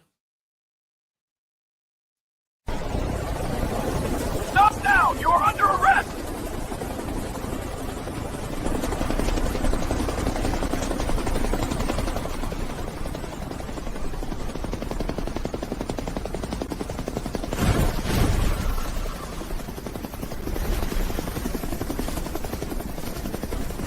Hands up! Don't move! Don't get caught without your Spaced Out Radio merchandise. We have t-shirts, mugs, hoodies, socks, hats, stickers, and so much more. Whatever you're looking for, we have you covered. Why just be a fan of the paranormal when you can look the part? We don't have ugly merch, folks. Check out the Spaced Out Radio store. Find the link in the description below.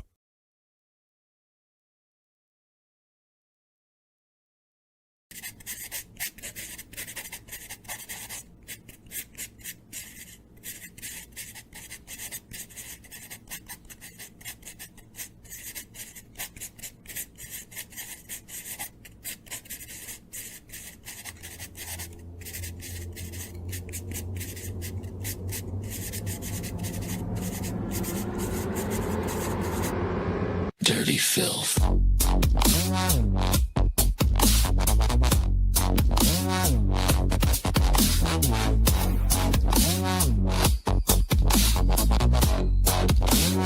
Dirty filth.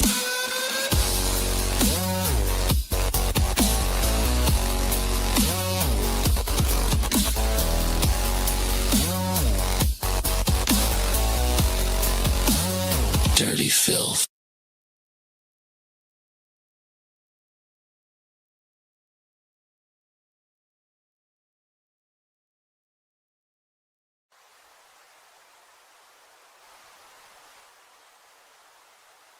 Object is heading north 045 degrees.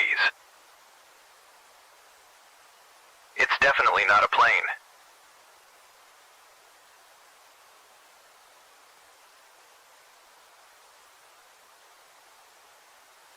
It seems to be tethered to something.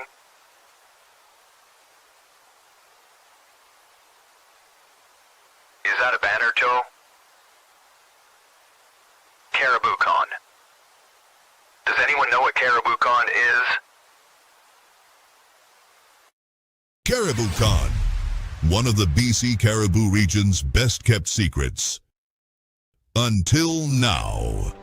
Join our panel of renowned paranormal experts for a weekend of fun and intriguing presentations.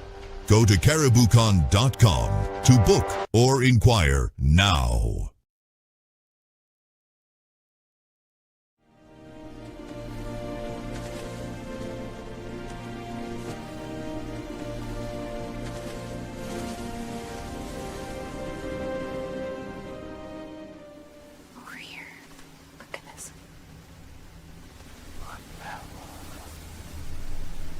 Discover Spaced Out Radio on all your favorite platforms. We're live every single night with the best in UFOs, cryptids, paranormal, and the unexplained. And you can find us on all your favorite platforms. Head over to Instagram for behind the scenes and daily weirdness, TikTok for quick mind-bending clips, Facebook for community discussions, and X for real-time updates and hot takes.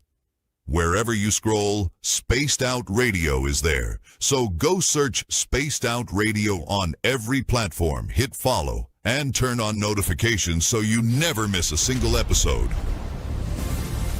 The weird is waiting. See you there.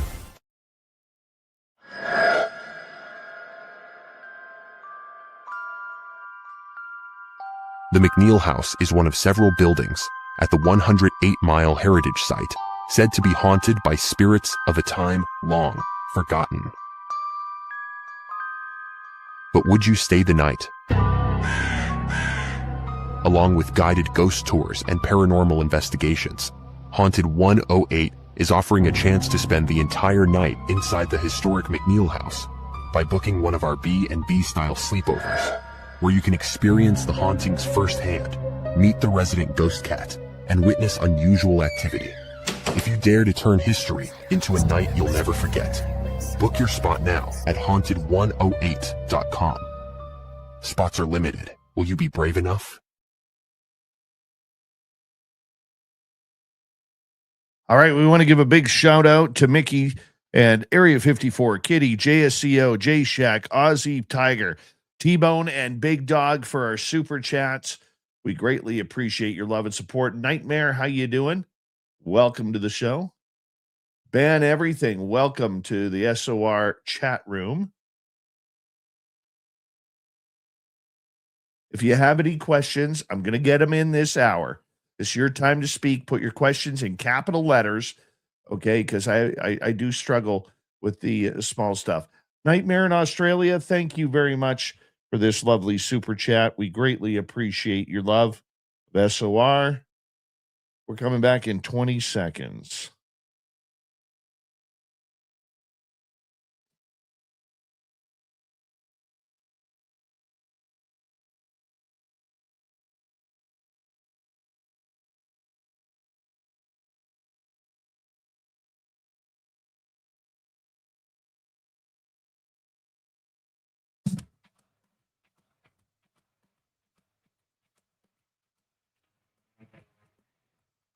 Welcome to the hour 3 of Spaced Out Radio tonight. My name is Dave Scott. Welcome to the show as we have a great panel sitting in talking about the UFO files dump on war.gov/UFO. If you want to check it out on the website, war.gov/UFO. That's /. Before we bring in our panel, we want to say hello to all of you listening in on our terrestrial affiliates around North America, digitally on every major podcast network, our website, spacedoutradio.com. We have a plethora of features for you. Rock out to Bumblefoot, read the news wire, check out our swag as well. Follow us on X at Spaced Out Radio, Instagram at Spaced Out Radio Show, and on Patreon in the Space Travelers Club. The Desert Clam has set the password for tonight in the SOR Space Travelers Club. Eldritch. Eldritch is your password. Use it wisely, Space Travelers, as the Clam sets the password each and every night right here on Spaced Out Radio. Let us bring in our great panel tonight. We have legendary researcher Grant Cameron, Lee Strauss, the extra small one, the UFO wizard Josh Rutledge, and from the Fenton Files, Lorien Fenton. And we are hanging on out. We're going to take some audience questions right off the bat here. And the first question of the night goes to Geo Nomads in our chat room on YouTube. How do we know they will release everything? Grant, let's get a start with you on this one. If they go to release the hardware that they have bodies and crafts, then we have disclosure. I don't think they're going there. I think they're going to just drop all the stuff that all the other administrations have done. I don't think they're going there. What do you think they're going to hide? What do you think they're going to keep for themselves? The classified material, the fact that they got bodies, they got crafts, and you may go with the, like Lorien, that they've got all this sort of stuff, or you go with the Jim Semivan, who's made the offer to say that he's about a year of his salary, that they haven't got a clue, but that all the psi stuff is right. Everything about psi is correct. That kind of stuff. It's what they've been working on. You know, the Canadians knew in 1950 from the Americans that mental phenomena is involved. It's all this stuff that's underneath that we really don't know, that it's all military stuff. It's all, you know, like a cup of water, you know, or how do we drown somebody in this stuff? It's all the military applications, I think. Lee, let's get your opinion on this. What do you think is going to go on? I don't think they're going to tell us that we were made by them, by the ETs, or a faction of the ETs. I don't think they're going to go that far. I think a lot of the data that's there is probably already built into our DNA that should be able to tell people that fact later on. But the government's not going to tell us. Lorien, your thoughts? Well, I think Grant's absolutely right. I think Lee's right too. They're not going to tell us about the side part of this at all, because I put on mind control conferences in 2012 and 13 and 14, and I was touching upon the fact that these guys have learned everything they know from the aliens. They've taken our remote viewing program to the next step. And now what they are trying to do is they're trying to bring young kids into this psi operation where they teach them all of be psychic and communicate with ET and each other, like in Diane Hennessy Powell's The Telepathy Tapes and the psi games that they've got going on now. This is the big thing for kids. It's not UFOs, it's psionics. So they don't want us to know about how controlled this planet is by the ET mind control that takes over this whole planet. That's another whole aspect that they're never going to let us know about. And as far as our DNA goes, absolutely, they're not going to tell us that they created us yet. It's going to come, but it's not going to happen for a long time. I think I will be dead before they actually admit it, but science already knows it. They've known for a long time. They also know that junk DNA is not junk DNA. It's absolutely, it has everything to do with our psionics ability and telepathy. And I want to say one thing really quick. Everybody on this planet, when they created us, was telepathic. And we weren't killing each other back then because we can read each other's minds, and there's no way. Our punishment, the fall of Christianity, they call it the fall, was about cutting off our telepathic ability and making us all locked in an own prison of our own mind. And that's where all the trouble started. That's it. There's your clue. Josh, you get the final word on this one.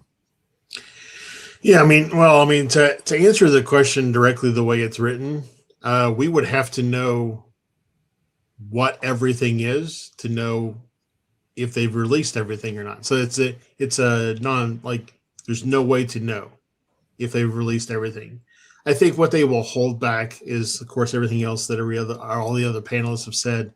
And I'll just generalize it and say they'll hold back anything that doesn't benefit them to release. Yeah. Right.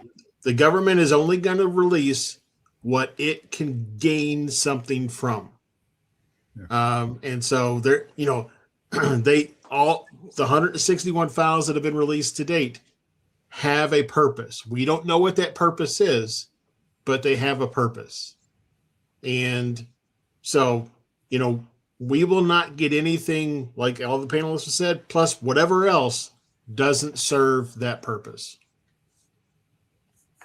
I will make a quick comment just to follow up with what you said. I still think that there is this Pandora's box of UFO knowledge sitting somewhere deep in the depths of the Pentagon. And I want to be able to see that opened up, because in order to have true disclosure, we need answers to everything. Because if everybody noticed, there was nothing to do with Roswell in this first batch. Roswell, to me, is, and maybe you guys agree, is the kingpin of this all. This whole scenario is Roswell. And if they're not going to release Roswell, we're not getting anything. We're not going to know about aliens. We're not going to know whether or not Eisenhower traded humans for technology with an ET species. We're not going to know whether the Holloman Air Force Base incident with a UFO actually happened, even though there's pretty good evidence and convincing evidence that it is. And Grant, I know you know a lot about that. We're not going to know whether Lazar worked at Area 51. We're not going to know about David Adair and his rocketry that helped propel things. We're not going to know all of the juicy secrets of all the crash retrievals, the alien bodies, whether or not J-Rod is real, and Valiant, Thor, and every legend that goes along with this field. Once you open up that Pandora's box, we could go there. But until that happens, I think we're stuck. I really do. And don't forget people like Clifford Stone, who said that they were there for all the crash retrievals, you know? Absolutely. Dealing with the aliens. And Dan Burrish. Don't forget the whole Dan Burrish story. But then, Dave, you got to answer a question that Dr. Eric Walker posed. Why should we change the rules and regulations to satisfy your curiosity? We haven't blown up the world yet, and it's basically we control this, and the Chinese want it, you want it, the Russians want it, and to hell with all of you. And that might be it. That might be it. Let's go to another question here. Let's go to Mamu 30s. When do they release the rest of the Epstein files? Don't know. It doesn't matter. This is a UFO conversation. Go to Jose. I filed for it, Dave. I filed for it. FOIA. Oh, did you? And you asked for the UFO parts of it? No, just the Epstein files. And then they had a big fight with them, and they finally accepted my request. I don't know what it's thousands of pages, but they actually accepted the request. You guys know about the chick that is now saying there were aliens and there were tons of UFOs flying over the island. Oh, you guys know about that? Oh, I'm doing a book on Epstein. Send me that. I'll talk to you later about it. It's very interesting. Okay, we're doing a book on Epstein and the paranormal. Oh, well, you got to add the UFOs and the aliens. Yeah. I haven't heard that. And the cloning and all that stuff. Yeah, I haven't heard that. Okay, good. All right, let's go to Jose here. Have any of you noticed that with all the Tic Tac, orb, speck, or blob videos released, that it seems that they are extra careful not to show any black triangle craft? Is that on purpose, Lorien? Well, we did get a few black triangles early on with Jeremy Corbell's release off of that military ship that was smuggled out supposedly. And that was of the, what do they call that thing? The B something or other? You guys help me out here. The TR-3B? TR-3B, thank you. I can never remember what they call it. And it looked like the TR-3B to me, because I've seen the triangle, the little pointier than triangle ship. I've seen it up close and personal, and it didn't look like one of those. It looked like the TR-3B. So if we do have a TR-3B, which didn't they say that we have them? I can't remember if they've admitted that we have them or not. No. Okay, they haven't admitted it, but we know they're real. Okay, that's good. So I think to answer Jose's question, I think that they're not going to show us the black triangle crafts. They're going to show us the TR-3B. And I believe it is on purpose because they don't want us to know that they're working with some extraterrestrial type of being to build those kind of crafts and actually have a secret space program that uses them and flies around in them. That's my theory alone. I don't know what everybody else feels. Josh, let's get your opinion. Yeah, I mean, the TikTok, orb, spec, blob videos all go along with really the narrative that has been in place since 2018. You look at Lou Elizondo's book. He talks about orbs, blue orbs and orange orbs, right? Those were his experiences. A lot of the footage that we've seen from Skinwalker Ranch is orb type footage. So the narrative, the way I see it is, and that's just two examples, there's many more, but the narrative seems to be around the more oval or orb type UFOs. And so that's why the footage that was released today primarily contains orb type UFOs. There's like 2 videos that have a cylindrical object, which you could call a tic tac. But everything else is not included. We don't get, if you think about what was that group that came out with the psionic stuff? What was the name of their Skywatcher? Yeah, there you go, Skywatcher. They had like 9 different shape classifications that they included. None of those, out of those 9, like maybe 1 or 2 are represented in the footage from today, and really the narrative since 2018. The gimbal video is the only one that breaks that narrative slightly. But we really don't have a good idea of what that craft actually looked like either, just based on the gimbal video. So bottom line, I think that there is a pushed, scoped narrative around orb type UFOs for some reason since 2018. I think it's probably the sexiness of it. It's easy because at a distance, everything looks like an orb. If you're looking at something 50 miles away, it looks like an orb. It just makes sense to go down that route. Lee, your thoughts? Well, I don't think that they probably have really good footage of a triangle, but like was mentioned earlier by Lorien, I think that's our stuff. That's UAP, not UFO. So they don't want to give, once again, they don't want to give any of our tech away by showing videos of triangles. If it's indeed ours, or whatever has come beyond that. Let's get to another question here. Let's go to Super here.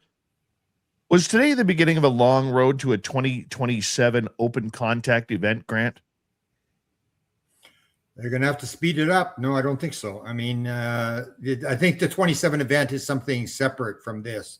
I don't think that's going to be government initiated. I think that'll be ET or alien or whatever initiated. Yeah, I would agree with you on that. Lorien, any internal thoughts on that? Is that 2027 event the one that Chris Bledsoe's been talking about? Is that what we're? That's the Bashar one. Chris was September of this year, I think. October now. No, it was supposed to be Easter of this year. Yeah, and then it changed. Happened. It changed to October, the first week of October, I think. Oh, okay. I got to say something right now, folks. I have dealt with this. I've been in this business as long as Grant has. I was 13 years old when I started read my first UFO book. I'm 68. So that's 55 years of me doing UFOs. And I will say that back in the 80s, I met people that were contactees that said, oh, they're coming and I have the date. Yeah. And I was like, oh, great. That's wonderful. Well, that came and went. And then the next one in the 90s told me the same thing. And then, so I'm nonplussed about the whole, we have a date, we have a year. Oh, and I will tell you guys one thing you probably don't know. Terry Lovelace also predicted a date early on when he first came out with his book. And I talked to him and I said, Terry, don't do this because I've never seen one come true. And he goes, you're right. And he never spoke about it after that first podcast with me ever again. And guess what? It never happened on the date he said it was going to happen. So I think it's a red herring that people are pulling some information from their ET contact that they think is it's a date of something, but it may only be for them. And it may only be that the ETs are going to stop in and say hi to them on that date. Who knows? It isn't going to be changing the world and full disclosure to every other contactee or every other person on the planet. I don't think. I mean, that's my take on it. I just don't think it's going to happen. Anyhow. Just one quick point on that. 2012, remember the big 2012? As you said, it's a personal thing. That was when I had my consciousness download. A week later, Ray Hernandez had his event with the dog, where his dog got healed. And a couple of weeks after that, Chris Bledsoe had his event with the lady. And so it was these 3 events. And to me, definitely they're all tied together, but they weren't worldwide events. They were, as you said, like personal type events. Personal events, exactly. And I've had many events over the years where things have happened, like the lady coming through my wall and kind of crazy stuff going on with me. But it's always been, I kind of felt something was on its way to me. I knew that as a contactee that something was afoot, as they say. Yeah. And it would happen. And I'd have profound changes within my whole being and enlightenment around the whole UFO topic.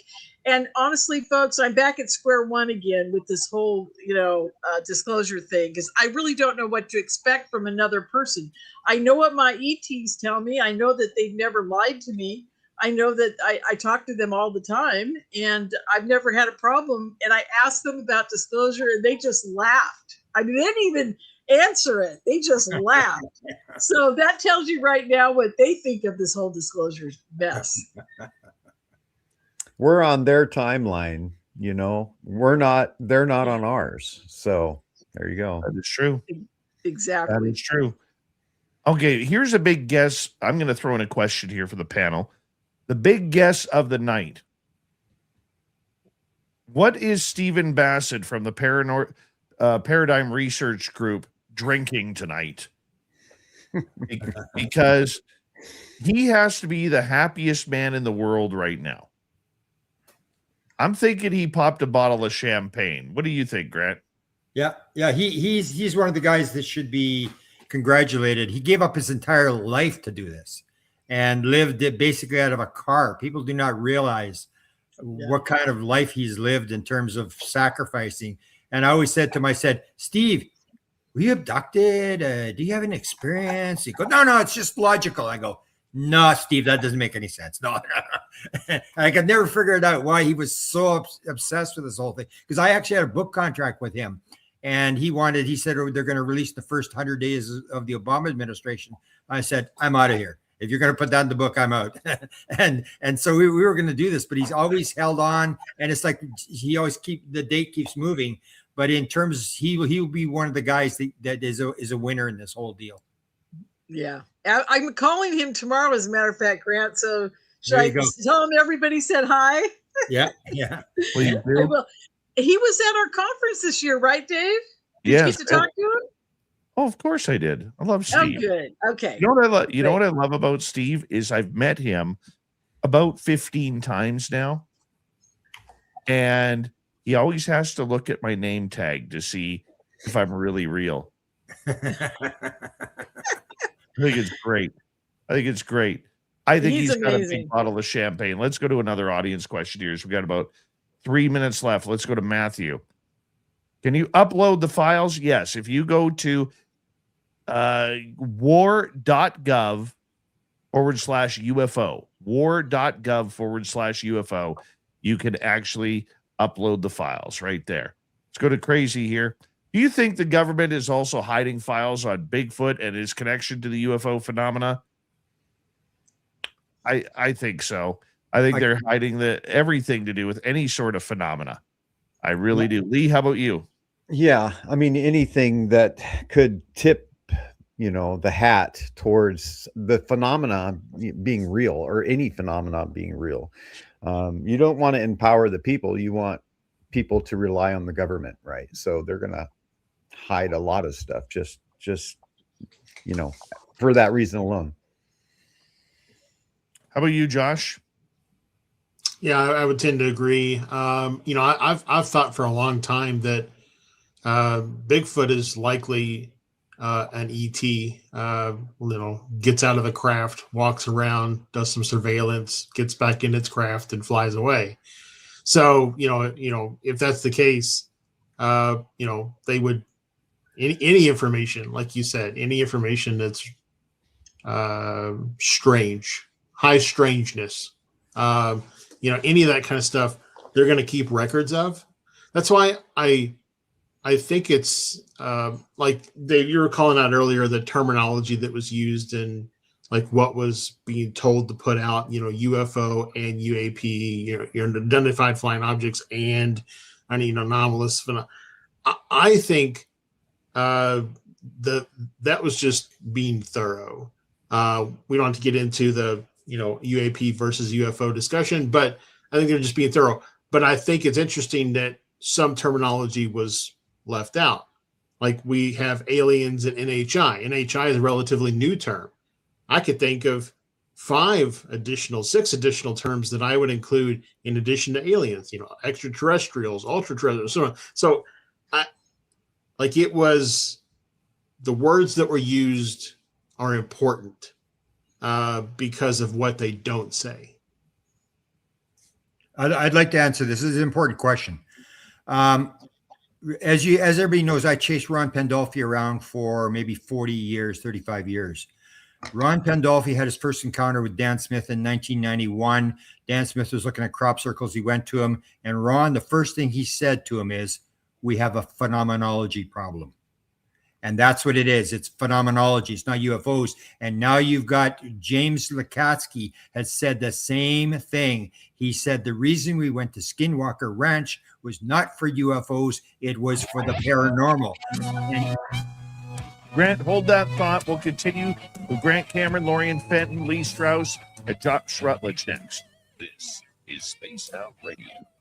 Your host, Dave Scott.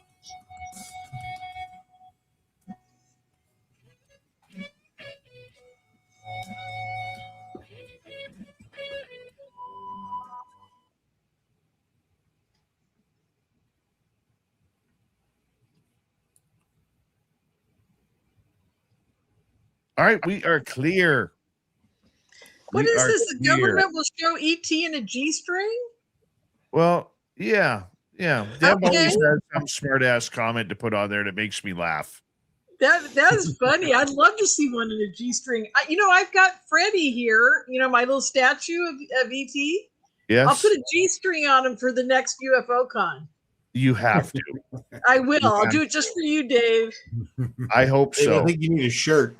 And we'll put a Taco Bell taco in his hand, too. Yes, we'll put a Taco Bell taco in his hand. That's the perfect thing. Oh, my God. But why don't aliens wear clothes? Why do ghosts have clothes and aliens don't? Why? I don't know. That's a big question.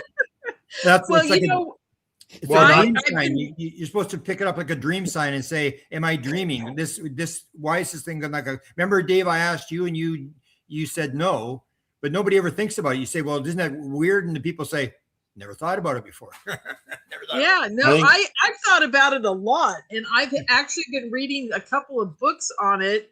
And different people like Selver and the new guy that I just interviewed and what have you, they were talking about the ones that don't wear the little, skin tight suits. Oh, yeah. The bigger grays don't wear them because their skin is actually how they ingest and breathe and keep their body temperature at a certain, whatever. And that the little grays with the bigger rounded heads wear them because they don't do the same thing with their skin. Their skin isn't the same. So they kind of have to. Sorry. Yeah, I was saying they kind of have to wear those skin tight suits to keep them kind of, compressed because our gravity bothers them apparently. These are what the contact beams are talking about. It's probably our lack of atmospheric pressure is different for them. Correct. Yeah. Do they talk about how they stink? Oh, there's that too. They secrete. Yeah. Yeah. A friend of mine came up to me once about a month and a half ammonia. ago. Oh yeah. Exactly. Mm-hmm. She came up to me and said, "God, I woke up and there was this stomach in front of my face." And she goes, "Lorien, God, it stunk so bad." I go, "Oh, that was the grays without the clothes." And she goes, "Really?" I said, "Yeah, contact bees don't tell you, but some of them really have a really bad odor." And she goes, "Oh my God." So we nicknamed her ET Smelly Belly. Oh, nice. So, oh my God. Real quick about ghosts wearing clothes. So it depends on the ghost. If it's a residual, like stone tape theory, where it's just a loop, it's caught in a loop. And it just runs through. It's wearing whatever it was wearing when that imprint in time occurred. Okay. Right? Makes sense. So that's residual. Intelligent. I think they wear what we will be comfortable with. That's right. And I've talked to some folks that have had ghost sightings working with intelligent ghosts. Yep. And they sometimes see them differently. Like one person will see an old woman, and another person will see a little girl, and then yet another person will see a middle-aged woman. And it's because the intelligent ghost appears in a form that is most pleasing or receptive to the individual having the experience. Sure. And I have an experience that I can share with you guys. How much time do we have, Dave? We have about a minute 30. I was going to give my good. I'm going to share experience. this with you guys real quick. When my first boyfriend, when I had a guy who I was in a relationship with who killed himself when I was very young. And he was also had been married before and had kids and whatever. He was quite a bit older than me. So long story short, I'm down at his memorial with his ex-wife and his daughter, who's like 17 years old. And I'm sleeping on the floor in a sleeping bag right next to her bed in her bedroom. And I wake up and I think I'm dreaming, but I realize my eyes are open. I see my dead boyfriend at the foot of my sleeping bag. And he's holding a painting and he's wearing his artist turtleneck t-shirt and his jeans or his pants or whatever. And he's pointing to his painting. While he's doing that, he's telepathically communicating to me. She, at the same time I'm seeing him, sits right up in bed, and I see her out of the corner of my eye, sit straight up in bed in a sitting position. And she is just sitting there staring into space. The next morning, I say to her, I said, hey, I saw your dad last night. He was at the foot of my sleeping bag. She goes, so did I. And I said, what was he wearing? She goes, he was wearing the outfit he used to wear to go to work at the sawmill. And I saw him when he was a lot younger. And he was telling me all about how I'm going to get married and have kids and blah, blah, blah. Hold on, Lorien. We got to get going here. Hold on. Okay. Yeah. Good story.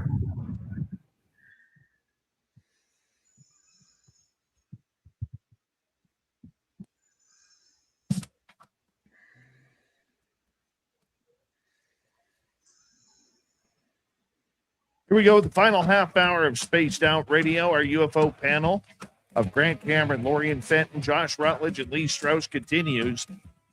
My name is Dave Scott. We're going to get into it right now. We are in audience questions.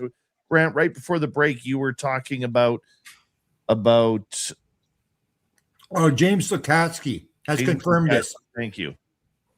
James Lukatsky, the guy that ran OSAP, has now said categorically the reason they went to Skinwalker was not for UFOs, it was for paranormal phenomena. And he said, it's not that I want to establish a department of paranormal, but Reed and we were going to increase the budget to $150 million.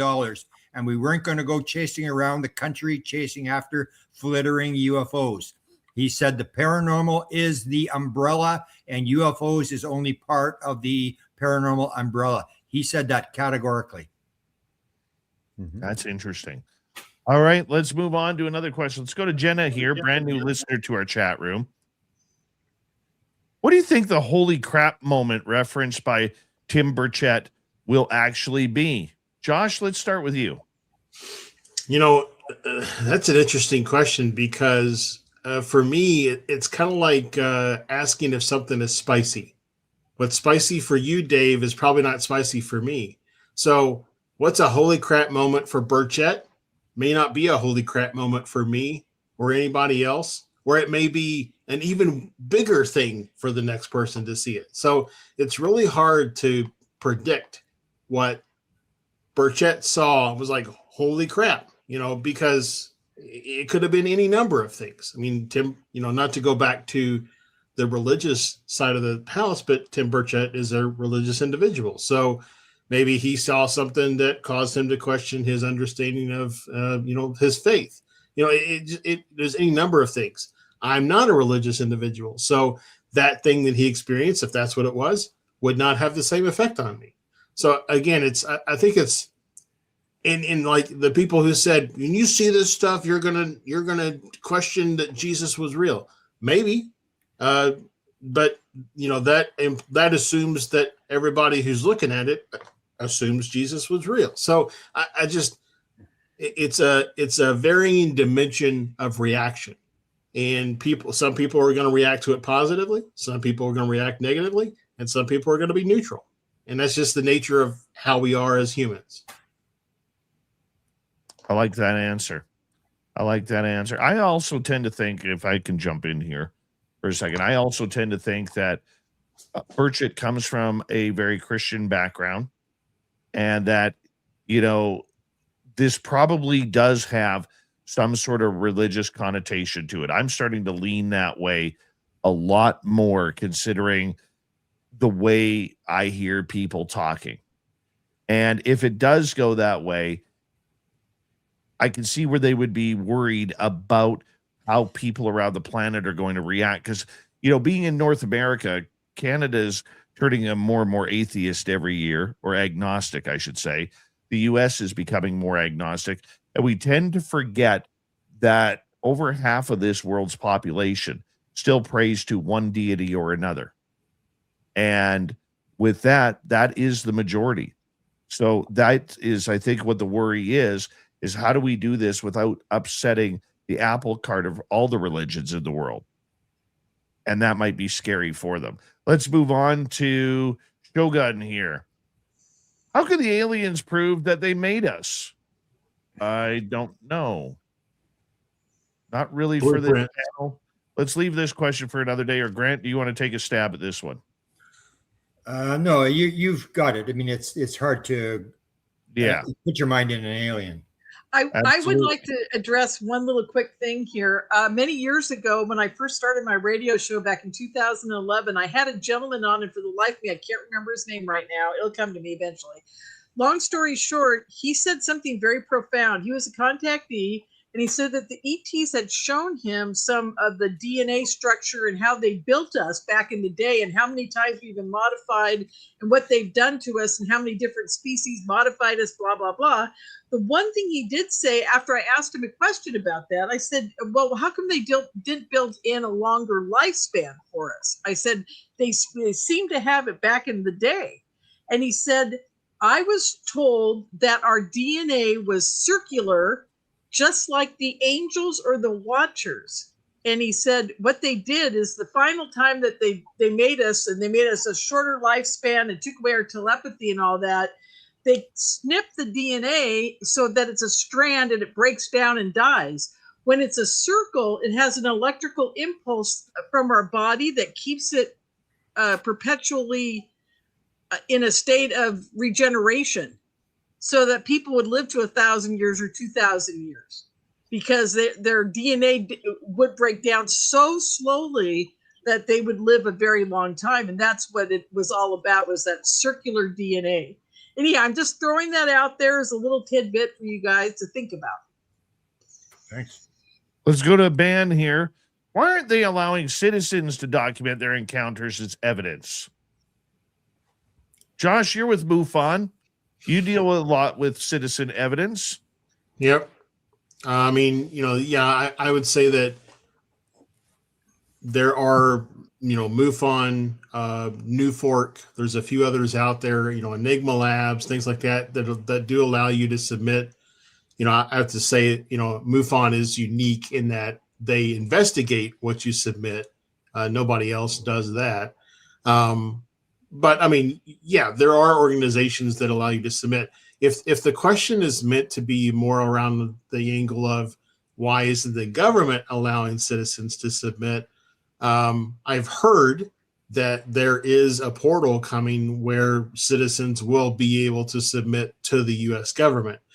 My question would be, why would you want to do that? Because whatever you submit is likely going to fall into a black hole and never be seen again.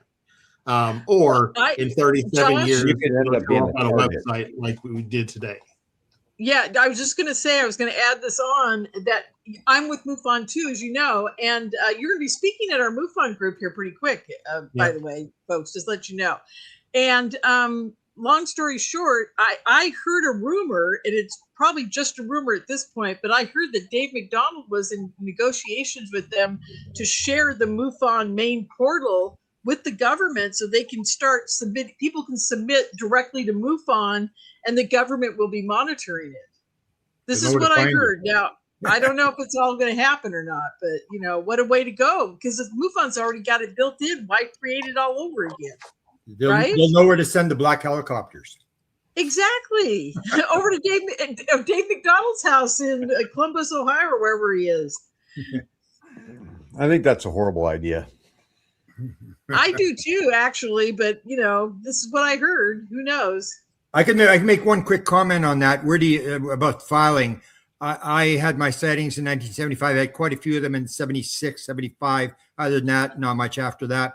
I never filed them with anybody. If you're you and I, where we know all this terminology and where everything is, the average person has no clue where to go to file anything or what's going on. It happens to them. They just sort of shrug their shoulders and move on. That's what I did. And I wrote a book on it, but I never filed my sightings. I've never filed any of mine either. I'm supposed to, and I don't. I barely file my taxes. No, I'm teasing. Let's move on to Super here. Do you think that next month Steven Spielberg's film Disclosure Day will inspire the global community to demand answers from their governments? My answer is no. Everybody's shaking their heads. They're watching a movie. Yeah. It's only people in the UFO world that think that this movie is a psyop for disclosure. Anybody else arguing with that? I would say I don't think it's going to drive anything for additional disclosure, but I would say that if you're a normie, you have no interest in a topic, and you want to go see the film, call up your friend who's not a normie and ask them to go with you, because after the movie, then you'll be able to maybe understand a little bit about them and what they're interested in, and that might spark some conversation that before you would have not even considered. I do think the film has a chance of further reducing the stigma associated with the topic. Exactly. I don't know about that, Josh. Have you seen the trailer? It looks pretty darn like a fearmonger thing to me. I don't know. I'm kind of worried. I've watched it in great detail. And I think it's a trailer to get people to want to go see it, but I don't think the film is going to be that. I hope not. I really do. Go ahead, Grant. Yeah, I got contact. I remember I always tell the story. I got a phone call and said U.S. intelligence said we should talk to you, and I go, "Are you kidding me? I'm a Canadian. You realize I'm Canadian?" Eh? They love to go to Hollywood to have people do documentaries because that's where they can do the gradual disclosure thing. Is the skeptics are going to be going to the movie, think it's just a movie, and they don't realize they're subliminally being targeted. And that's what's happening. The consciousness is rising. The more documentaries there are, it's the old deal that the young generation will not be offended with the idea that's how they break it down. And I'm sure there's a big program. Even Chase Brandon said that was his job in Hollywood, was to manipulate the people. Are you doing a movie on CIA? Yeah. Well, have you ever been to the CIA? Would you like to go to the CIA? I could show you the CIA. And then you'd know what it's like. And then they gradually move you the way they want you to. And that's what's happening with all these things. They want it fictionalized. They don't want it to, if you go to somebody and confront them face to face, they go like, you make the sign of the cross and tell you to move back, But if you have it in a movie, people aren't as offended. It's coming indirectly. And I think a lot of UFO disclosure from the government is coming through these movies. Yep. A lot of movies have had some weird, strange things that do seem all too surreal, though. Yeah. Yeah, like building mashed potato mountains. Yeah. Whether it's Close Encounters of the Third Kind and Mashed Potato Mountain. But, Well, I mean, the size of the grays. Yeah, let me give you one really quick one. I told this story with Bob Emenegger, who did the UFOs Past, Present, Future in 1975 that Richard Nixon approved. And he at one point I said to him, he was doing the Holloman Air Force Base film, and I said, Bob, if it weren't for the time of day and the location, that's exactly the thing of Close Encounters of the Third Kind. He said, "Oh, I didn't tell you." I said, "No, you didn't tell me what?" He said, I didn't tell you. I gave a copy to Steven Spielberg." I said, "No, you didn't tell me that." He gave a copy of his documentary in 1975 to Spielberg. In 1977, out comes the Holloman Air Force Base story in Close Encounters of the Third Kind. 3 objects come, the 2 back away, the 1 lands, the beings get out. It's all planned. They've got all these high-level officials that have been flown in. It's exactly where they got that's where the plot came. And Steven Spielberg's mother, after it was all over, went to Bob Emenegger. She said, Bob, I've seen your version of the landing. I've seen Steven's version of the landing. And I like Steven's version better. Wow. I love it. Let's move on to another question here. Let us go next to Lightwalkers. Lorien, this one's for you. Will experiencers be the final say-so? Oh, of course. Absolutely, you guys. Anybody out there who's had contact? I've been, I started out as a psychic, basically, manifesting rabbits and all kinds of crazy stuff in my life. And then I got interested in ufology when I was 13. And honestly, the ufology is just a piece of it, like Brant's always talked about, and I'm sure Lee and Josh have had the same conclusion come to them. It's all connected. That's what my ETs told me. And they said it's really all about consciousness. And in the end, the people that are supposed to know the truth and meet up with the God source or whatever it is, because I'll tell you guys something. I'm much more religious now in a weird way. I call it UFO religious because I'm closer to God. I pray every day now because I've met the Supreme Being, and through my ETs, I've met them or it or whatever it is. And I'm closer to God now than I've ever been in my entire life. So it's a misnomer that people should be afraid of the contact, because even if you've had abductions and it's a horrifying experience, all those people are closer to God than they've ever been. It's crazy out there how close, when you have a contactee or a spiritual experience or a psychic experience, you become closer to the God source because you understand that there's much more going on here than just being a human being. We're interdimensional beings, and that is the truth. And we are going to be the final, we're going to be the final piece in the puzzle when it all comes out. People are going to be coming to all of us and saying, Jesus, you know about this all along. Tell me about it. I need to understand it. So I think we're going to be the answer. Lorien for president. Yes. If I could tack on too. So disclosure, true disclosure, is a grassroots movement that is had by each and every experiencer, because once you basically have like 3 groups of people. You have skeptics, you have believers, and you have experiencers. And an experiencer is not a believer because an experiencer knows. A believer only thinks they know based on stories or what somebody has told them or whatever, but an experiencer knows. And an experiencer carries with them some sort of weird like energy of that knowing.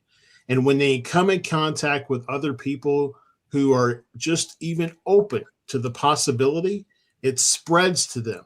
And then they flip that switch to where maybe it is possible, and then they have their experience. And that's the way it spreads from person to person to person, to the point where we've reached a critical threshold of enough people have become experiences and are in the know that it washes over humanity like a wave. And it's no longer onesies and twosies. It's now tensies and so on and so forth. And that's the way I think true disclosure comes to be. It doesn't matter what the U.S. government releases or says. It's what you have experiences and what you know to be true. Amen, brother. Amen. Yeah. Thank you. I mean, why do a show after that answer? Why do a show? Right? We got 4 minutes to go. I want to get to JSCO here. It would be nice if you folks would stop stereotyping Christian people. Can you see that? So you don't believe in Christianity, yet you want people to believe in aliens? What's up with that? I got to say something. I'm a me true too. Christian, you guys. Me I too. absolutely believe in Jesus Christ, and just like I believe in Buddha, and I believe in everybody that's been a true spiritual leader on this planet. Jesus is my favorite right now. What can I say? So I consider myself a true Christian because I believe in everything, and I give everybody full source to have their belief and do what they do, but do it in a Christian manner. Don't go out chopping people's heads off or raping people because of your religion. That's not Christian. That's not even Islam. It's not anything. It's horrible. And so I'm sorry if we sound like I don't mean to sound like I'm against Christianity. I'm totally for it. I go to a Christian church. So, but I can't abide by some of the ways people profess their Christianity by going out there and saying, I'm afraid of aliens, or, we shouldn't be talking about this. They're all demons. That's not the truth. So anyhow, I just had to throw my 2 cents in. Sorry. All right, let's go to Matthew. Do you all think the release, if they release more, it will be more of the same? Lee, let's start with you. Yeah, I mean, we're going to get photos. We're going to get video. We'll get PDFs. I mean, it'll be pretty much the same sort of data dump, but hopefully a little bit better than what we got the first time around. It's like the frog in the boiling water, right? Turn it up a little bit each time, and that's what I'm hoping for. So I'm excited to see what happens in 2 or 3 weeks and what we might get. I'm hopeful that we don't get a door shut in our face. That is a fear in the back of my mind right now, that could happen. But, fingers crossed and looking forward to it. How about you, Josh? Yeah, I would tend to agree. We're going to get, much more of the same. Kind of back to the point that Grant was making at the start of the show.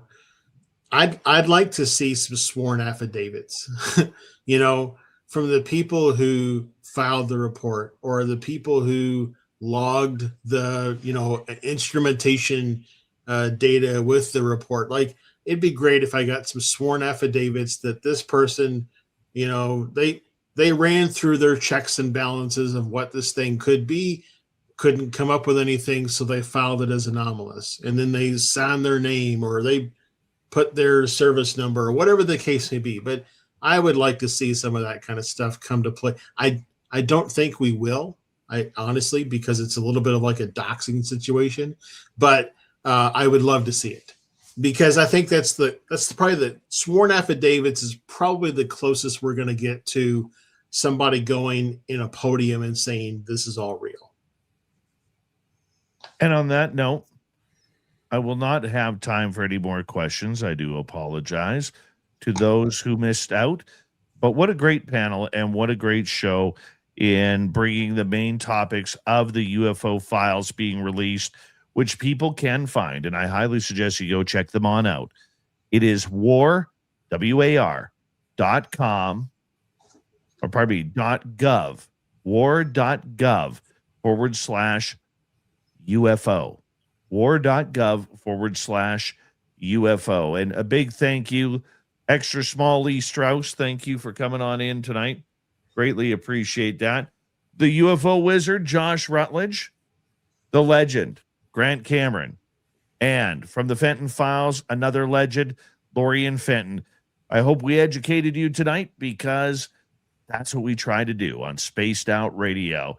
As we say goodnight to the panel and hello to Mr. Ron Bumblefoot Thal, rocking in the background with Little Brother is Watching.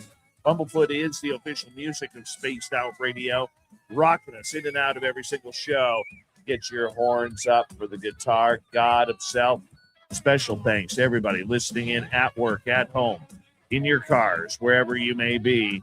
Thank you to everyone in our chat rooms tonight.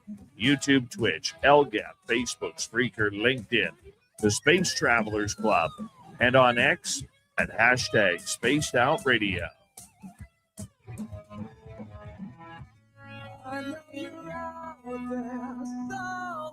Remember, this show is copyright by Spaced Out Radio and Bigfoot Broadcasting Limited. Thank you so much for choosing to share your evening with us, because together, my friends, We're watching. we own the night. Mr. Bumblefoot, we need a favor. We need you to take us home.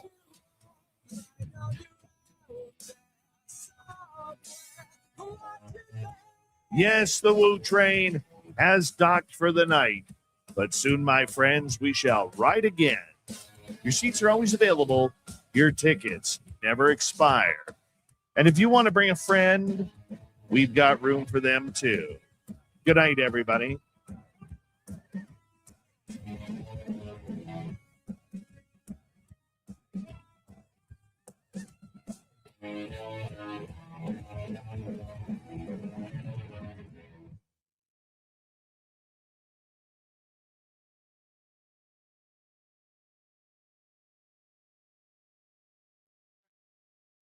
That done? Grant and Lee, I need a favor from you guys. I need you to send me about a 15 to 20-second video saying hello, everybody, your name, and can't wait to see you at Caribou Con September 18th through 20th. Okay. Just record it on your phone. Grant, I know you're a little bit more popular now. You live in the city. You know, you got those beautiful glasses on. We're going to have to have you as a guest here in Vancouver, although we're not getting the numbers, but because these are the people that would be coming. Yeah, I got to get you some info. Yeah, but you could do a little session with one. We have every Sunday the group meets 2 different places. Come in to do a little spiel. I can. Grant, what was the one that I was on a couple of weeks ago? I was a guest speaker for one of the podcast guys. What's his name? I can't think of it right now. But anyhow, I was on a podcast and he said that you live right next door to him or something. Oh yeah. Brian Rue. Yes, exactly. Yeah, I was on his a lot podcast. of videos. He does a lot of videos. You'll have to interview my assistant. She did a book on MK Ultra children. The gate I'd program. love to. Yeah. It was she got a group. She's got a group of about 100 people that contacted her, and she's cataloging them, and she's got all sorts of stuff she's done, and an impressive story that she's got. Great. Yeah. going. Anyhow, I wanted to know, are you around on Sunday evening, Grant? Not this Sunday. No, I'm pretty busy. This Sunday is wall to wall. Next Sunday is the I'm Sunday. going to call you in the next couple of weeks. Probably when I'm driving down to Contact in the Desert, I'll call you. That way we can have a nice long chat. I want to talk to you about a couple things. Okay, good. Okay. Thank you. Yeah. Love this panel. It was good. We came to a conclusion that seemed to be similar at the end. And we came to the conclusion that it's going to be a good NHL draft for many people. Yeah. Yay for Lorien. Yeah. Oh, we're talking hockey again. I'm just going to go ahead and tune out and do something else. Oh, yeah. Sorry about that. Poor Jets, poor Edmonton Oilers. Oh, what can I say? Ouch. Yeah. Oh, wow. To the rest of you, thank you for a great night of radio. Okay. Thank you for all of you who did literally a triple shift in going from my show last night and then getting up early at 5:30 this morning to do the live show as the files came out, and then coming back tonight. I really appreciate your love. We got a ton of new subscribers out of it. If you are new here, hit subscribe, ring that bell. We're here 5 days a week, Monday through Friday, 9 p.m. to midnight. Nobody's doing live radio / YouTube at the same time, but we are, because I don't know how to YouTube, but I do know how to radio. It's true. It's true. Thank you, Grant. Thank you, Lee. Good night. Josh, Good night. Lorien, Yep. Lee, once again, thank you. Good night, guys. It was good to see night. you all. Bye-bye. We'll see you all again very, very soon. Thank you to our super chatters. Tonight, we have Nightmare, we have Deborah Rooney, we have Big Dog, Jay Shack, Mickey, Area 54, Kitty Cattywhack, JSCO, Aussie Boss Tiger, and T-Bone. Don't forget to give us a thumbs up too. It helps with our algorithms. Leave a comment after the show in the little comment section. Let us know what you think about the UFO files. We'll talk to you soon, everybody. Good night.